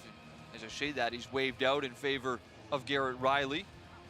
So a trio of rookies on this line with Antoine Lehoux out there as well. And Babby looking for any kind of spark here, whether it's from the veterans or the youngsters on this Canadian team. Back to the line. Here comes Pauls, ranging in, plays it off. Farmer scores! Just over 9 minutes to go in the third period, and Declan Farmer makes it a 5-goal advantage for USA. And that's a chance you take, putting the kids on the kid line. Very little experience. Little bit of a mistake here. Riley going to the outside, should have left him. Great little slip-off play. Farmer waits. Josh Pauls with a great pass. Larocque, no chance whatsoever. And you know what? There's a lot of people, Victor, that are going to look at the tournament and listen to me tell everybody how great a goalie Dominic Larocque is, and he's let 9 goals in against the U.S. But I'll tell you what, there's been a couple of mistakes, but overall, he's had no help, no chance, and he is a great goalie, and he'll come back next year at the Worlds. He'll be there. So Declan Farmer, 2 goals in the game. Originally from Tampa Bay, Florida. Started playing para ice hockey back in 2006 in Clearwater, Florida. Paralympic gold for USA in 2014, 2018, and 840 away from another here in 2021. A breakaway for Brody Roybal. And Dominic Larocque comes up with a big save to take one away. And I know you talked about Larocque and some of his mentors. I just want to say hi right now to Harvey Lord, one of the best players that has played for a long time for Team Canada. Another goal for Declan Farmer, and USA enjoying a 5-0 lead in this gold medal final over Canada. Hey, the gold medal event's on soon. It is? Yeah. The event's about to start.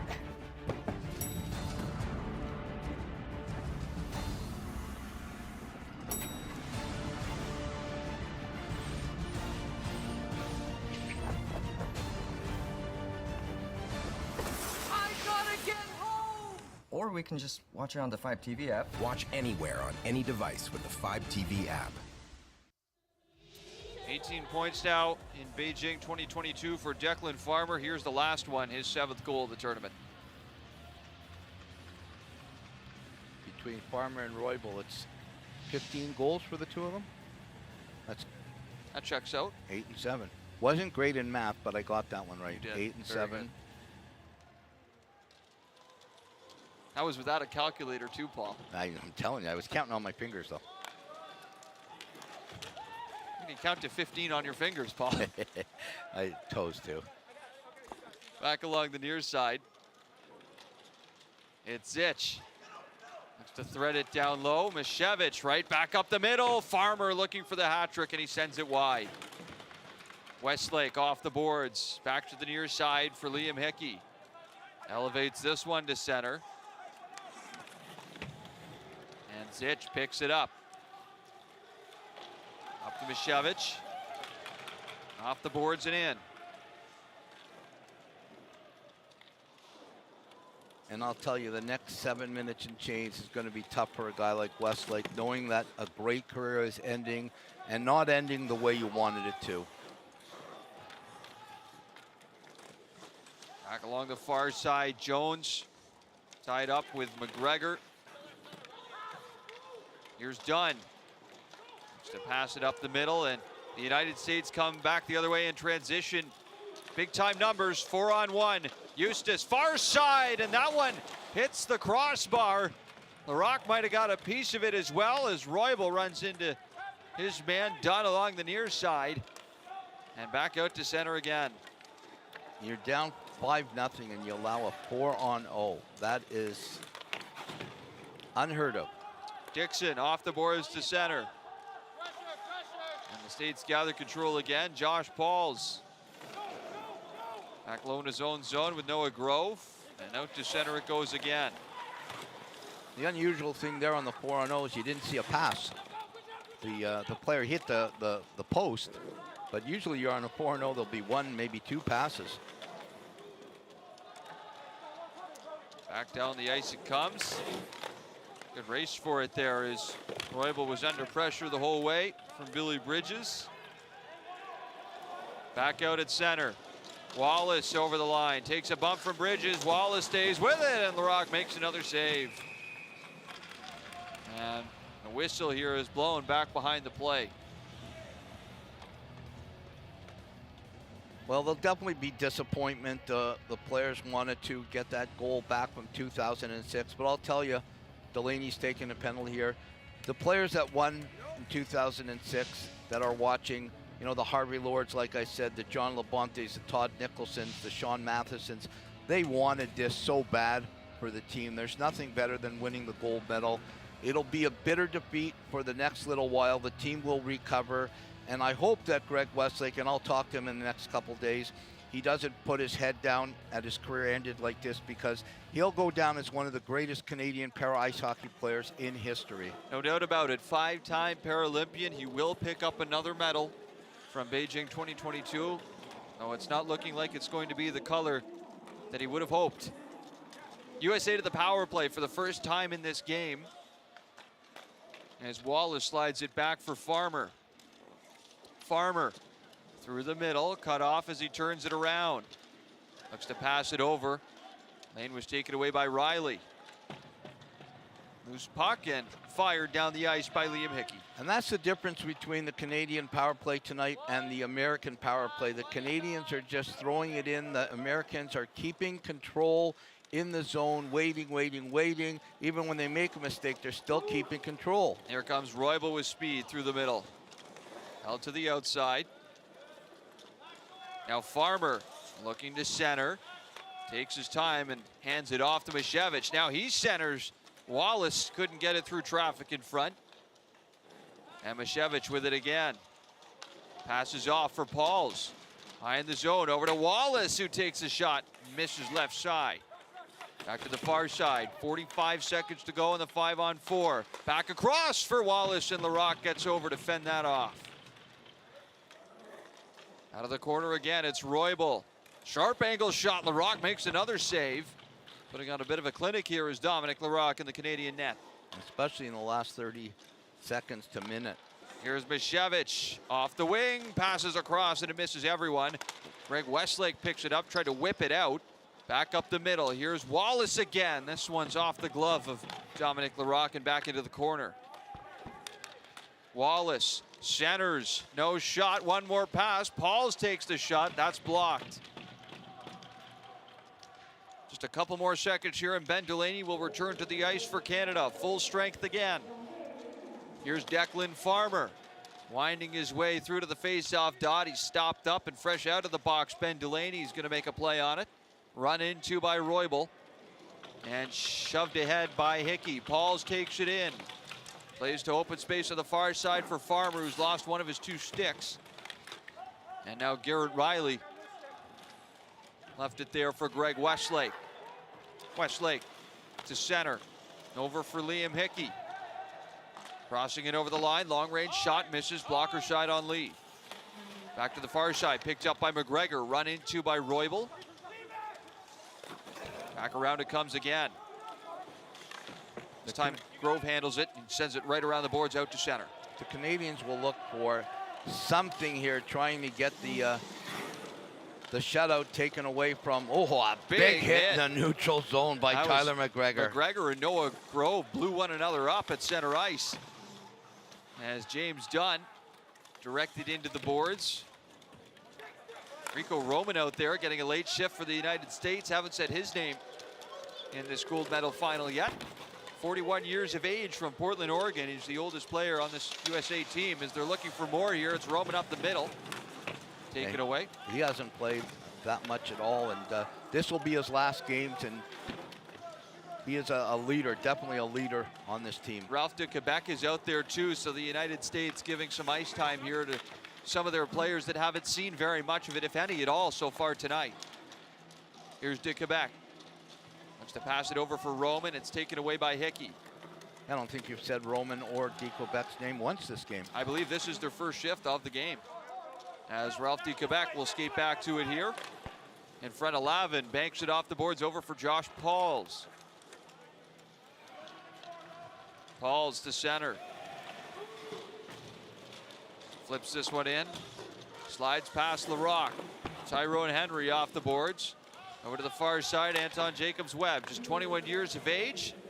Very good chance we'll see Jacobs-Webb back at the Paralympics in the near future. Of course, 2026, the next date set for Paralympic hockey. Going back to Italy, where it all happened with Canada in 2006 in Torino. Malik Jones off the boards. Behind the net. Taking a spill was Joseph Woodkey. And now Josh Pauls over for Zich. Minute and a half to go, just under now in the third period. Back out to Shetter for Tyrone Henry. While the United States won their first Paralympic gold medal years ago, back on home ice in Salt Lake City, 2002. And although they didn't necessarily start out as a powerhouse in this tournament, it was Norway for a long time. Of course, Canada got into the mix. They have emerged over the last decade as the top team in the world. And I remember that game well. They beat Norway 5-4 or 6-5. I think it was 6-5 in a shootout, where their coach was the great 5-0 here for the United States, looking to bring home Paralympic gold from Beijing 2022.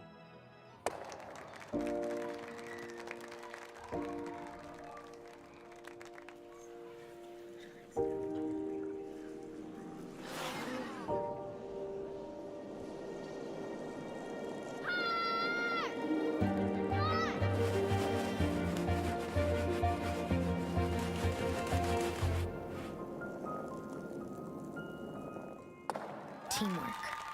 What we learn from play, we learn for life.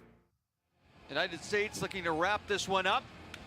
Almost a minute to go, up 5-0 in this gold medal final. Paul? Yeah, and I was saying the great coach Rick Middleton, NHL experience. He coached them in 2002. They won it 6-5 in a shootout. And in Vancouver, they beat Japan 2-0. In Sochi, they beat Russia 1-0. In Korea, they beat Canada 2-1 in OT. And this one right now is 5-0 with less than a minute left. Westlake battling at the side of the net for it, trying to will this one through Jen Lee. Puck is still loose, and the Americans have it behind the net. Over the years, through 7 Paralympic gold medal finals, we've seen 5 shutouts, going back to the first all the way in 1994. Sweden shut out Norway that year 1-0 to win the first ever Paralympic ice hockey gold medal. Well, Canada came into this tournament with high hopes, as did the United States of America. And after a couple quick shorthanded goals in the first period, USA have cruised to victory again. They say diamonds last forever, but gold never gets old. The four-peat is complete for the United States at Beijing 2022. And I hope that somebody on the American teams goes and grabs that puck for Jen Lee. One of the greatest things I have in my souvenir display is the puck from the shutout in 2006 in Torino, Victor. It's a great thing to look at. I know the puck went into the corner there. I thought Rico Roman was going to go pick it up, and I hope that somebody does get it. So 4 in a row for the United States of America in Paralympic gold medal finals. They joined some rare air there.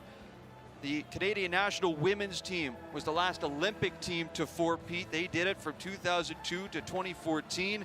Then on the men's side, the first 4 years of men's Olympic hockey were won by Canada. Then the Soviet Union did it as well in the 60s and the 70s. And it is a Paralympic four-peat for the United States of America.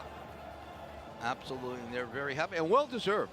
You know, we can say whatever we want at the end of the game. The Canadians deserved it. It's nice to see the 2 scratches for Canada come on the ice to get their silver medals and to talk to the players. There's a good future here. Jen Lee did not concede a goal in this tournament for the United States. The only goal they did concede was against South Korea in the group stage, and between the pipes for that was the backup goaltender Griffin Lamar.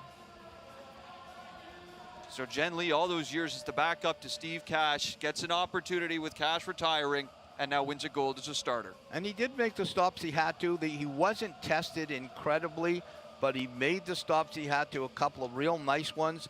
Started out right away with Liam Hickey on a clear-cut breakaway. He made the glove save there. There's Josh Paul's the captain. So happy for Lee.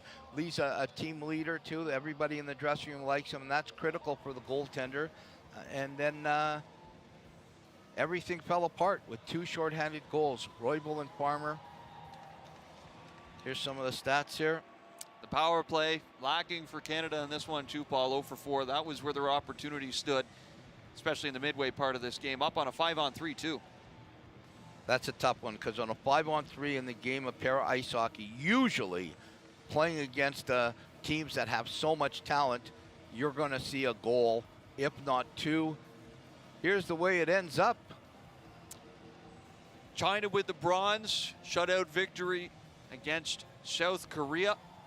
And Canada with silver. USA with gold complete the podium. And here's how they rank from 1 down to 7. And that's how we'll go into the World Championships next year. Haven't really heard where they are, but would love to be there with you. It has been a true honor calling the games with you. This was your first time calling para ice hockey. That's What's right. your thoughts?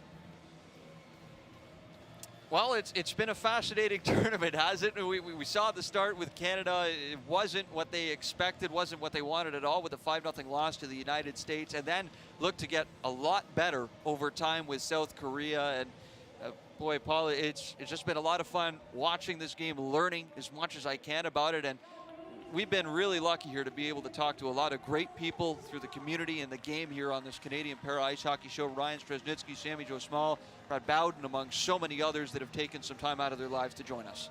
Absolutely, and that's where the game has got so much room to grow. And you know, I just want to talk again about the women's program.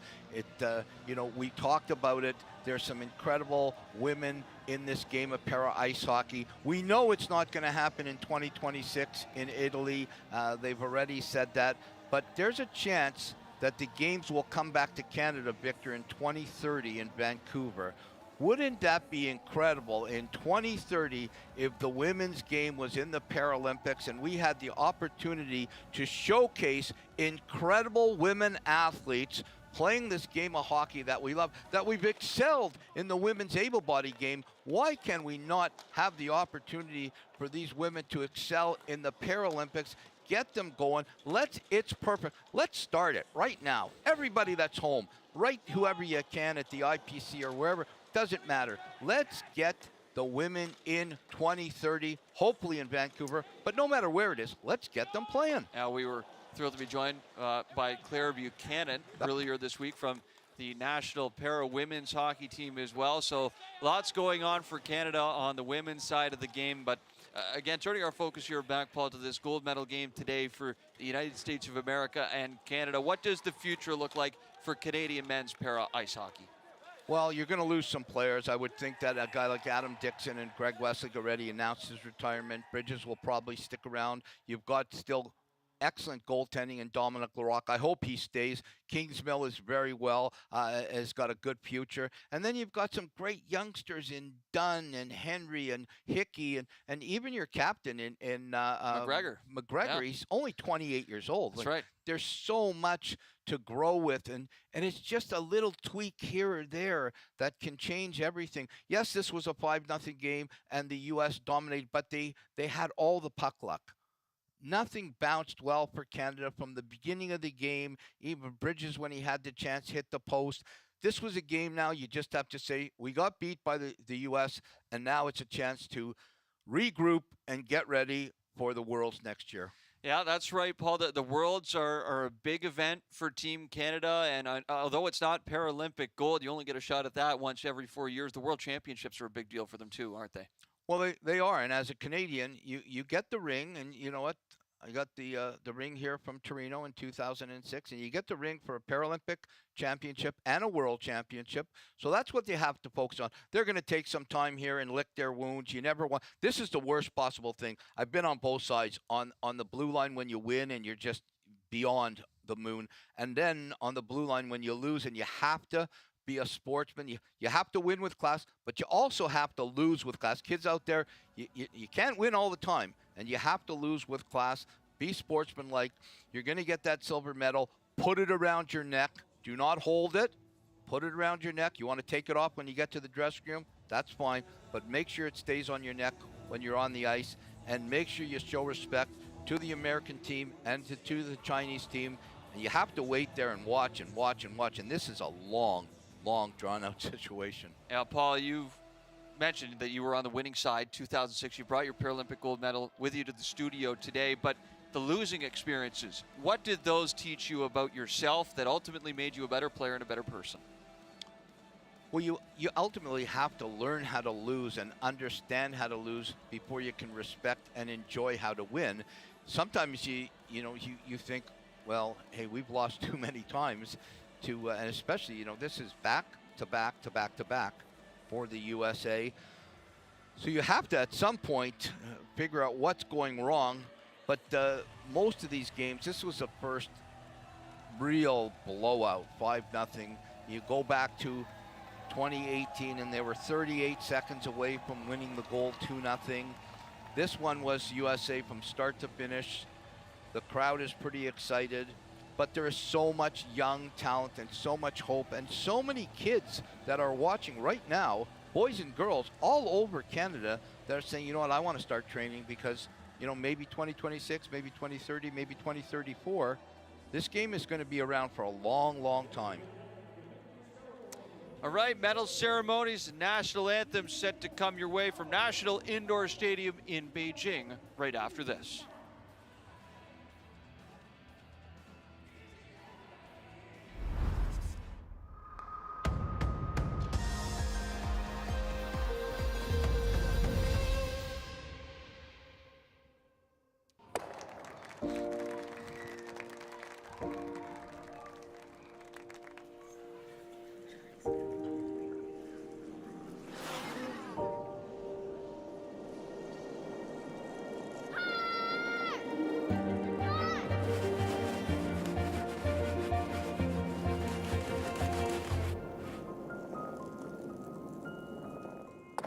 Teamwork.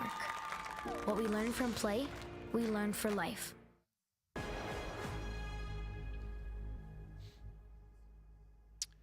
Just rolling out the carpet right now at National Indoor Stadium, getting preparation set here for the medal ceremony. So it's a gold for Canada, or rather, check that, it's a gold for USA, it's a silver for Canada in this tournament, Paul, but it is a bronze for China as well. They're going to come out and get their bronze medals too. We've talked a lot about what the future holds here for Canada and USA, but for China in their first Paralympic tournament to come away with a medal, what does the future look like for their program?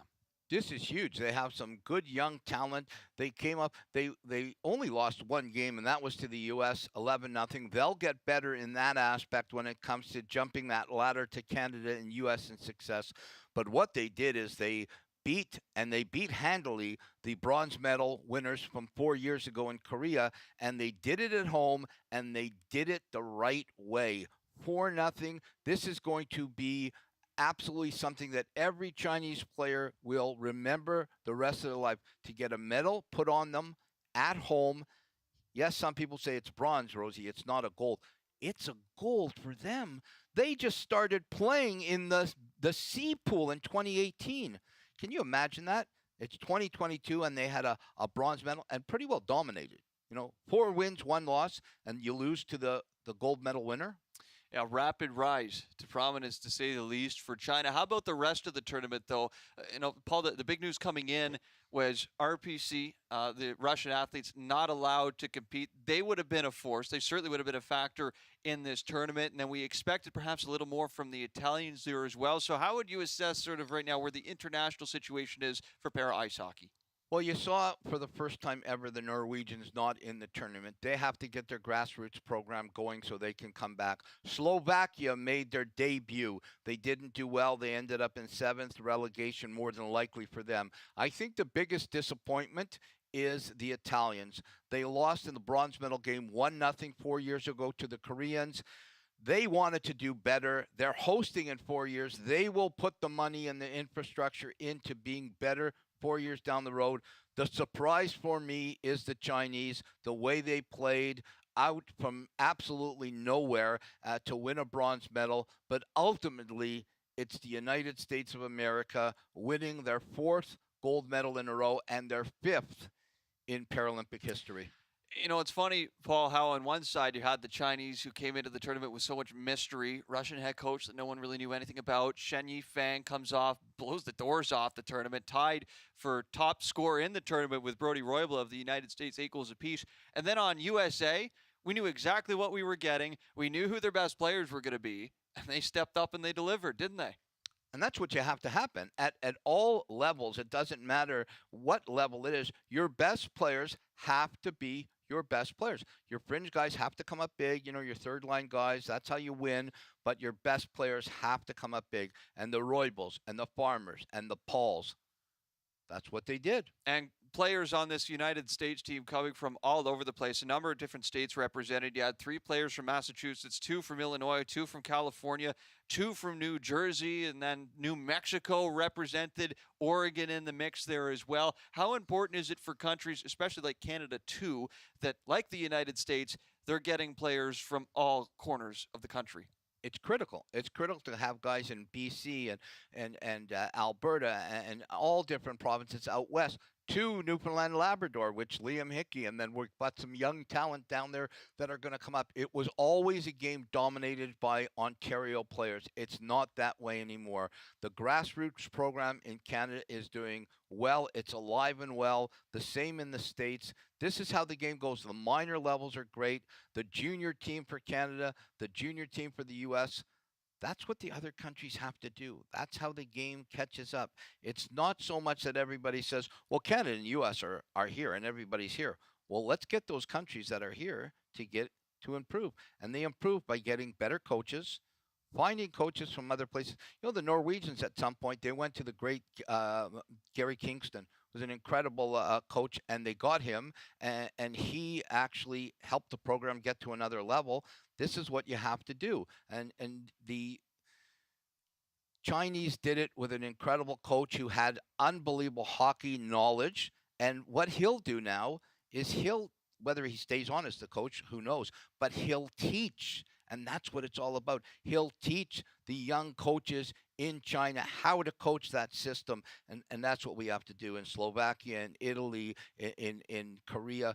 Get the game to another level, and it will be unbelievable. You asked Brad Bowden what the biggest change was since 2006 from now, and one of the things he brought up there was that there's so many elite, high-level coaches now getting to work with these players all around the world. We see guys like Ken Babby on the Canadian side go from stand-up able-bodied hockey over to the para-ice hockey game. Mike Foligno on the bench there as well. Rush Harrington, who's head coach of the York Lions men's hockey team in the OUA.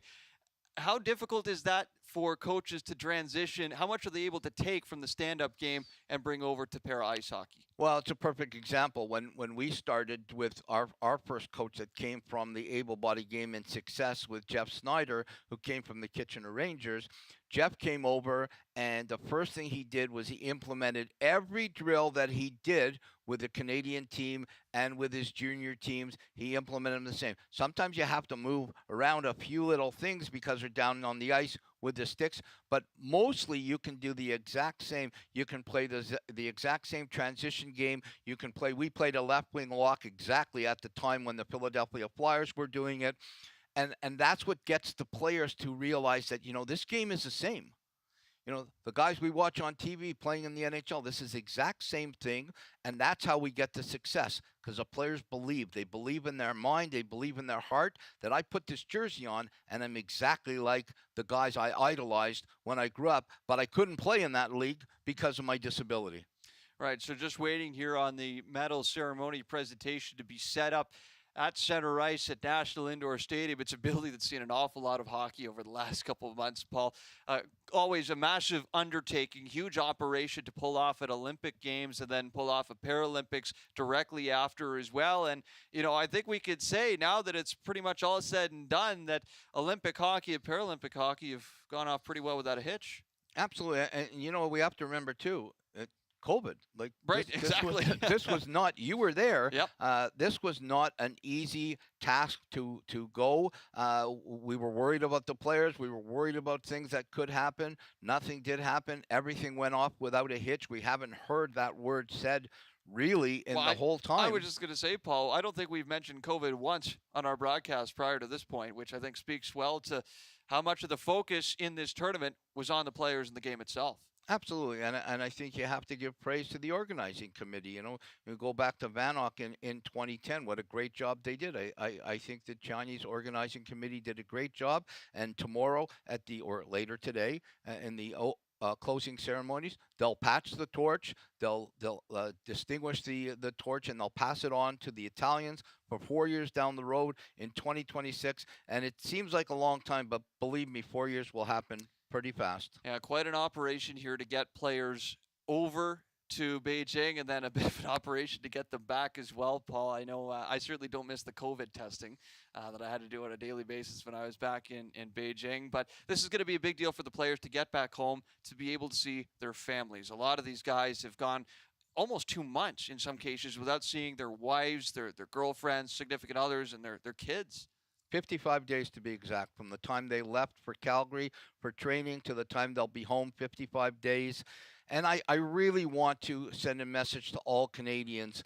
I want you to, when you see any of these players when they come back, whether it's a Dominic Larocque or a Tyrone Henry, Rob Armstrong, treat them with respect. They tried their hardest, okay? You never want to go into a games and come back not winning, especially with a 5-0 win. But remember, it's tough to be an athlete, to represent your country, and especially to represent your country as an athlete with a disability. There's so many other things that go along with it.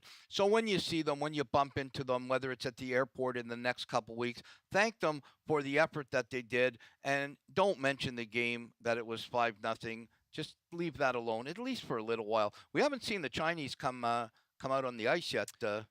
No, the flags are ready to be raised to the rafters at National Indoor Stadium right now. And, oh, there you go, right on cue. Once again, Paul says, and it has been spoken into existence as the Chinese national team here make their way out along the carpet. I definitely will be starting that side business, 1-800-CALL-ROSIE. It's been a pretty reliable business so far here throughout the Beijing 2022 Paralympics. Boy, what a Paralympics it was for China, Paul. We found this out today. Prior to this year, China had one Paralympic medal. That was wheelchair curling back in 2018. They put a lot of money into the infrastructure here, being hosts this year, and it has paid off in a big way. Absolutely. And they will remember this for a long, long time. Enjoy this. Soak this in as much as you possibly can. And this is one thing that people I don't think they realize. The coaching staff do not, I know with Canada, the coaching staff gets a ring afterwards, but the coaching staff do not get a medal. Only the players get medals. The staff do not get medals at an Olympic or Paralympic Games. I didn't know if you knew that. That's news to me, Paul. Learn something every day. It is a fact, though. Here's Andrew Parsons, president of the IPC. He's done a great job, and he's had a tough week. He has. Well, tough couple weeks. Yeah. Yeah, it was quite an interesting start to this tournament, to say the least, with the situation in Russia, Belarusian and Russian athletes not being allowed to compete, and so close to the start of this tournament. Questions all over the place as to whether RPC was going to be allowed to compete. They were already in the athletes' village. Of course, they were ultimately sent home, and those games were just canceled off the schedule. So it ended up being a bit of a shorter tournament for the teams in Group A, that being Canada, USA, and Korea. As back over in Group B, it was the Chinese who took the win, and they received their bronze medals now.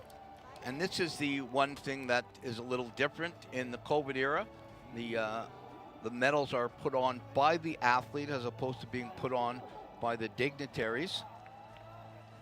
I was very fortunate to have Sir Philip Craven put my gold medal on when there was a ribbon on it.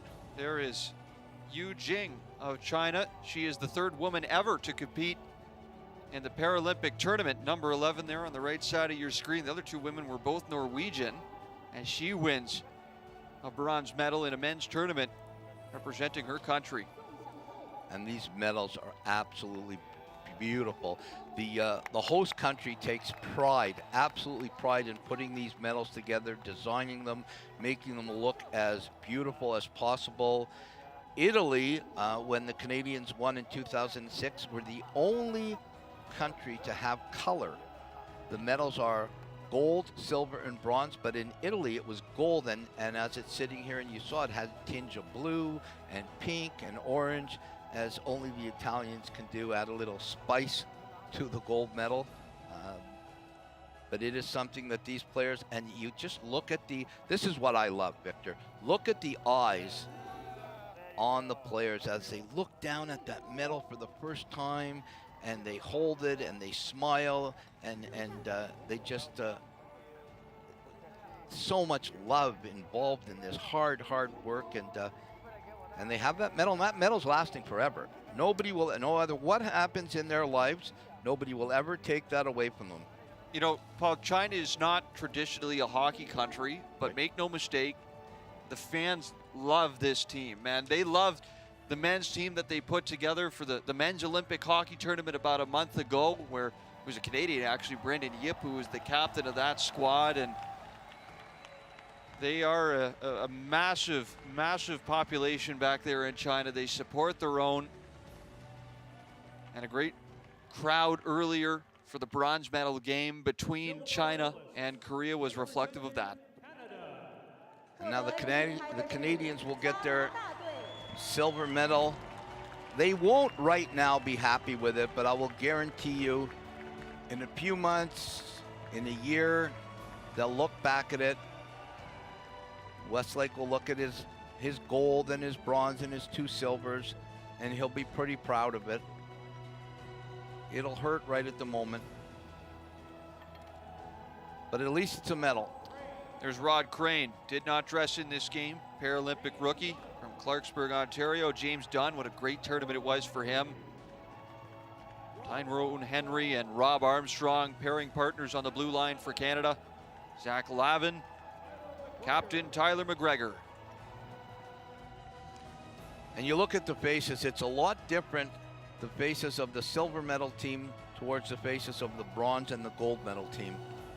You always want to win that last game, no matter what. There's Ben Delaney, Adam Dixon, both who last played for the national team in 2018 at the Paralympics. Greg Westlake, his Paralympic farewell. Brandon Sisson, one of the other 2 scratches in this game. And Billy Bridges, 6-time Paralympian, adds another medal to the cabinet. And he'll do his very best to stick around 4 more years. Got a lot of heart and soul in that player. You know, there's disappointment, but the disappointment will fade to pride. There's Garrett Riley, Liam Hickey. Tremendous game today for Canada, tremendous tournament for Liam Hickey. Anton Jacobs-Webb and Antoine Lehoux. The goaltender, Dominic Larocque, his understudy from the bench today is the backup, Adam Kingsmill. And other than that one little mistake on the clearing attempt that Roybal scored, you cannot blame Dominic Larocque for this. He made some big stops, and he had no help whatsoever in those goals. Anytime you give a chance to the offensive juggernaut of Farmer Roybal and Josh Pauls, 2-on-0s, 2-on-1s. We even saw 4-on-0 in this game, and that's very unusual. And now the gold medals are going to go out to the Americans for the 4th time, and Josh Pauls will get his 4th. He got one in Vancouver. He got one in Sochi. He got one in Korea, and he's getting his 4th in China. Can you imagine 4 gold medals? I can't, Paul. I got 1, and I'm pretty proud of it, but 4 gold medals. He could go down as the greatest U.S. para ice hockey player in history, and he'll probably stick around. He's still a young guy. There's Ralph de Quebec, longtime veteran of the national team, 38 years old. Brody Roybal tied for the tournament lead with 8 goals with China's Shen Yufang. Jack Wallace breakout tournament for the youngster as well from Franklin Lakes, New Jersey. If you get a chance to watch Jack Wallace's TikToks, they're very enjoyable. And Travis Dodson as well, the lone representative from Deming, New Mexico for the United States. And Joseph Woodkey receives a gold medal as well. Shied Paralympic rookie Kyle Zitch from South Hadley, Massachusetts. He shares an embrace with Declan Farmer. Guys like to bite it. I did the same thing. There's no chocolate in that, boys. I love what they're doing here, passing it on one player to the next. So Declan Farmer receives his gold medal from the youngest player on Team USA, 17 years old, Evan Nichols. Didn't play today, but got in one game, had 3 assists. Speaking of bright futures, right beside him, 19-year-old Malik Jones from Aurora, Colorado. He was my player to watch before this tournament started. This kid's got talent. And the veteran, Rico Roman. And Rico Roman putting the gold medal around the neck of Noah Grove. Rico Roman from Portland, Oregon. 41 years of age, another Paralympic gold around his neck. And Josh Biszewicz receives it from the captain, Josh Pauls. They are going to celebrate, I will guarantee you that. Josh Biszewicz, a gold in every tournament he's played with the United States for. World Championships, Paralympics, doesn't know what it feels like to come up short in a gold medal game. There is the 4th gold medal in the career of Josh Pauls, captain, Team USA, mainstay on the blue line for them since 2008. Backup goaltender from Haverhill, Massachusetts, Griffin Lamar. And the starter, Jen Lee. Originally born in Taiwan, called San Francisco, California home now. David Eustace, Paralympic rookie, one of 3 players from Massachusetts. He comes from Stoneham. And Ralph de Quebec puts the gold medal around the neck of Kevin McKee, veteran who was on the ice for the overtime winner that Declan Farmer scored in 2018. He was a surprise scratch for the lineup today. I played against McKee. He was a real good player, and he'll be happy. And there are your Paralympic champions from the United States of America. Time now for the playing of the Star-Spangled Banner.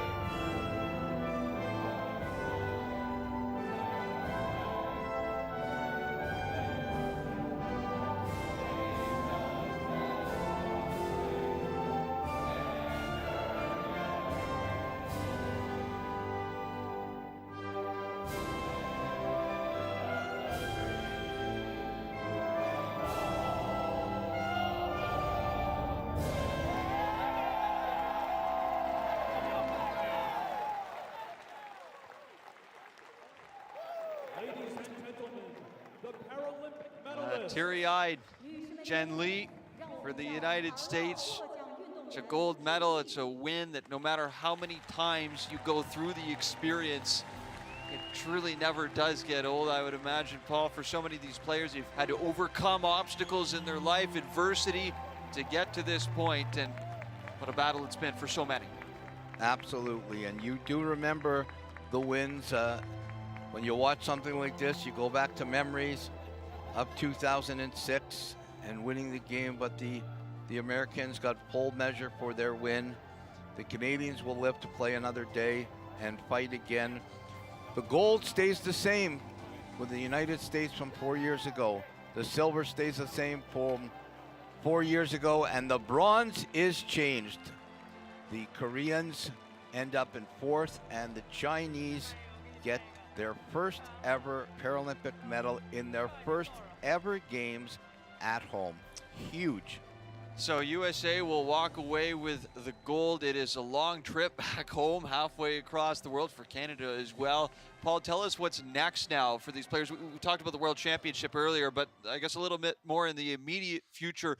Where do these players go to after Paralympics? Well, they'll be for sure, whether you win or lose, there'll be a month, maybe more, of just downtime and getting to spend some time with their family, especially this last 2-year cycle has been tough with the way it's been, not being able to have family there, not being able to train the way you normally train.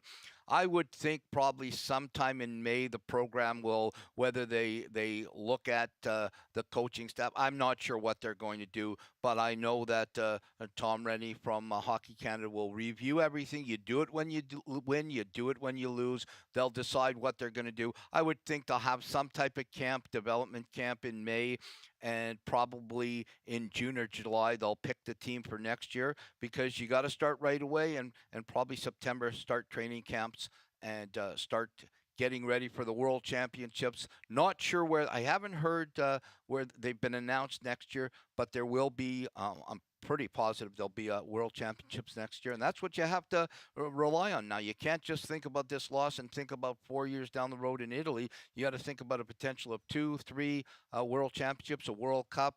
There's so many different things that are on the horizon for Team Canada. So I'm sure we'll see lots of players from this tournament representing Canada again here shortly at the World Championships. One of those players that will not be there, we know, is Greg Westlake, who calls it a career after 5 Paralympic appearances. He ends up with a silver in Beijing 2022. And our very own Devin Haru of CBC, who was on site today at National Indoor Stadium, caught up with Greg after the loss. A lot has gone into this. You've been away from family and friends and everybody for quite a while. Who are you thinking of in this moment, Greg? Geez, don't do that. No, just excited to go home and see my family, see my wife. Yeah, you said about it's been a long time. Everyone's missing somebody back home, so get on that plane and hold our heads high. We did a great job.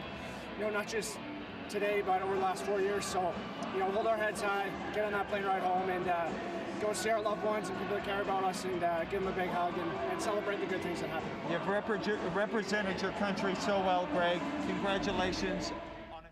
So once again, Greg Westlake calling it a career after well over a decade, almost 2 decades with the Canadian national team. When you see a guy like that get a little bit choked up there too, talking about his family back at home, what goes through your mind, Paul? Vancouver in 2010, when it ended up not in the same way, and they got a silver, we ended up in 4th. But Greg Westlake has nothing to hold his head down for. He's a true champion. He has put that sweater on and wore it with the ultimate pride. Anybody that knows him knows he is an incredible winner, and that's what he has to take away. His future is bright in no matter what he does. Amazing. Well, that's it for Greg Westlake and Team Canada today, who fall just short in the gold medal final. The closing ceremony still to come from Beijing 2022. We will have replays tomorrow as well. That's 6 a.m. Eastern Standard Time, 3 a.m. Pacific. Para cross-country skiing and the closing ceremony to follow after that. Boy, Paul, I can hardly believe it, but I believe we have reached the end of the line. Our showtime here is up. The gold medals have been handed out, and I'll give you one last thought on this tournament and this entire experience as a whole, Paul. Well, the ultimate goal wasn't achieved. The Canadians did not win the gold medal, but it was a great tournament. It started out with some controversy. It ended up the way it should end up, with great athletes playing this great game.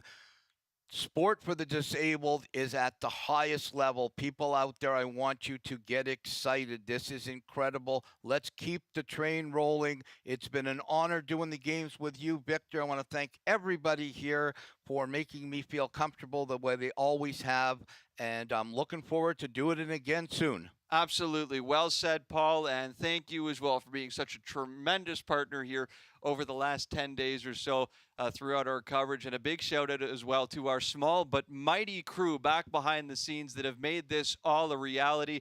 Our producer, Aaron Dutra, behind the scenes pulling strings. It's been a lot of fun here over about the last week and a half putting this show together every couple of nights to bring Canadian hockey, Canadian para ice hockey, back home from Beijing to you, wherever you might be watching in from. So for the final time for our show, producer Aaron Dutra, my partner Paul Rosen, Victor Finley here saying thank you, Canada, for watching from wherever you were tuning in from. Thanks for tuning in to the Canadian Para Ice Hockey Show. Good night. The Canadian Para Ice Hockey Show, brought to you by Petro-Canada. At Petro-Canada, we're proud supporters of Canada's coaches and athletes.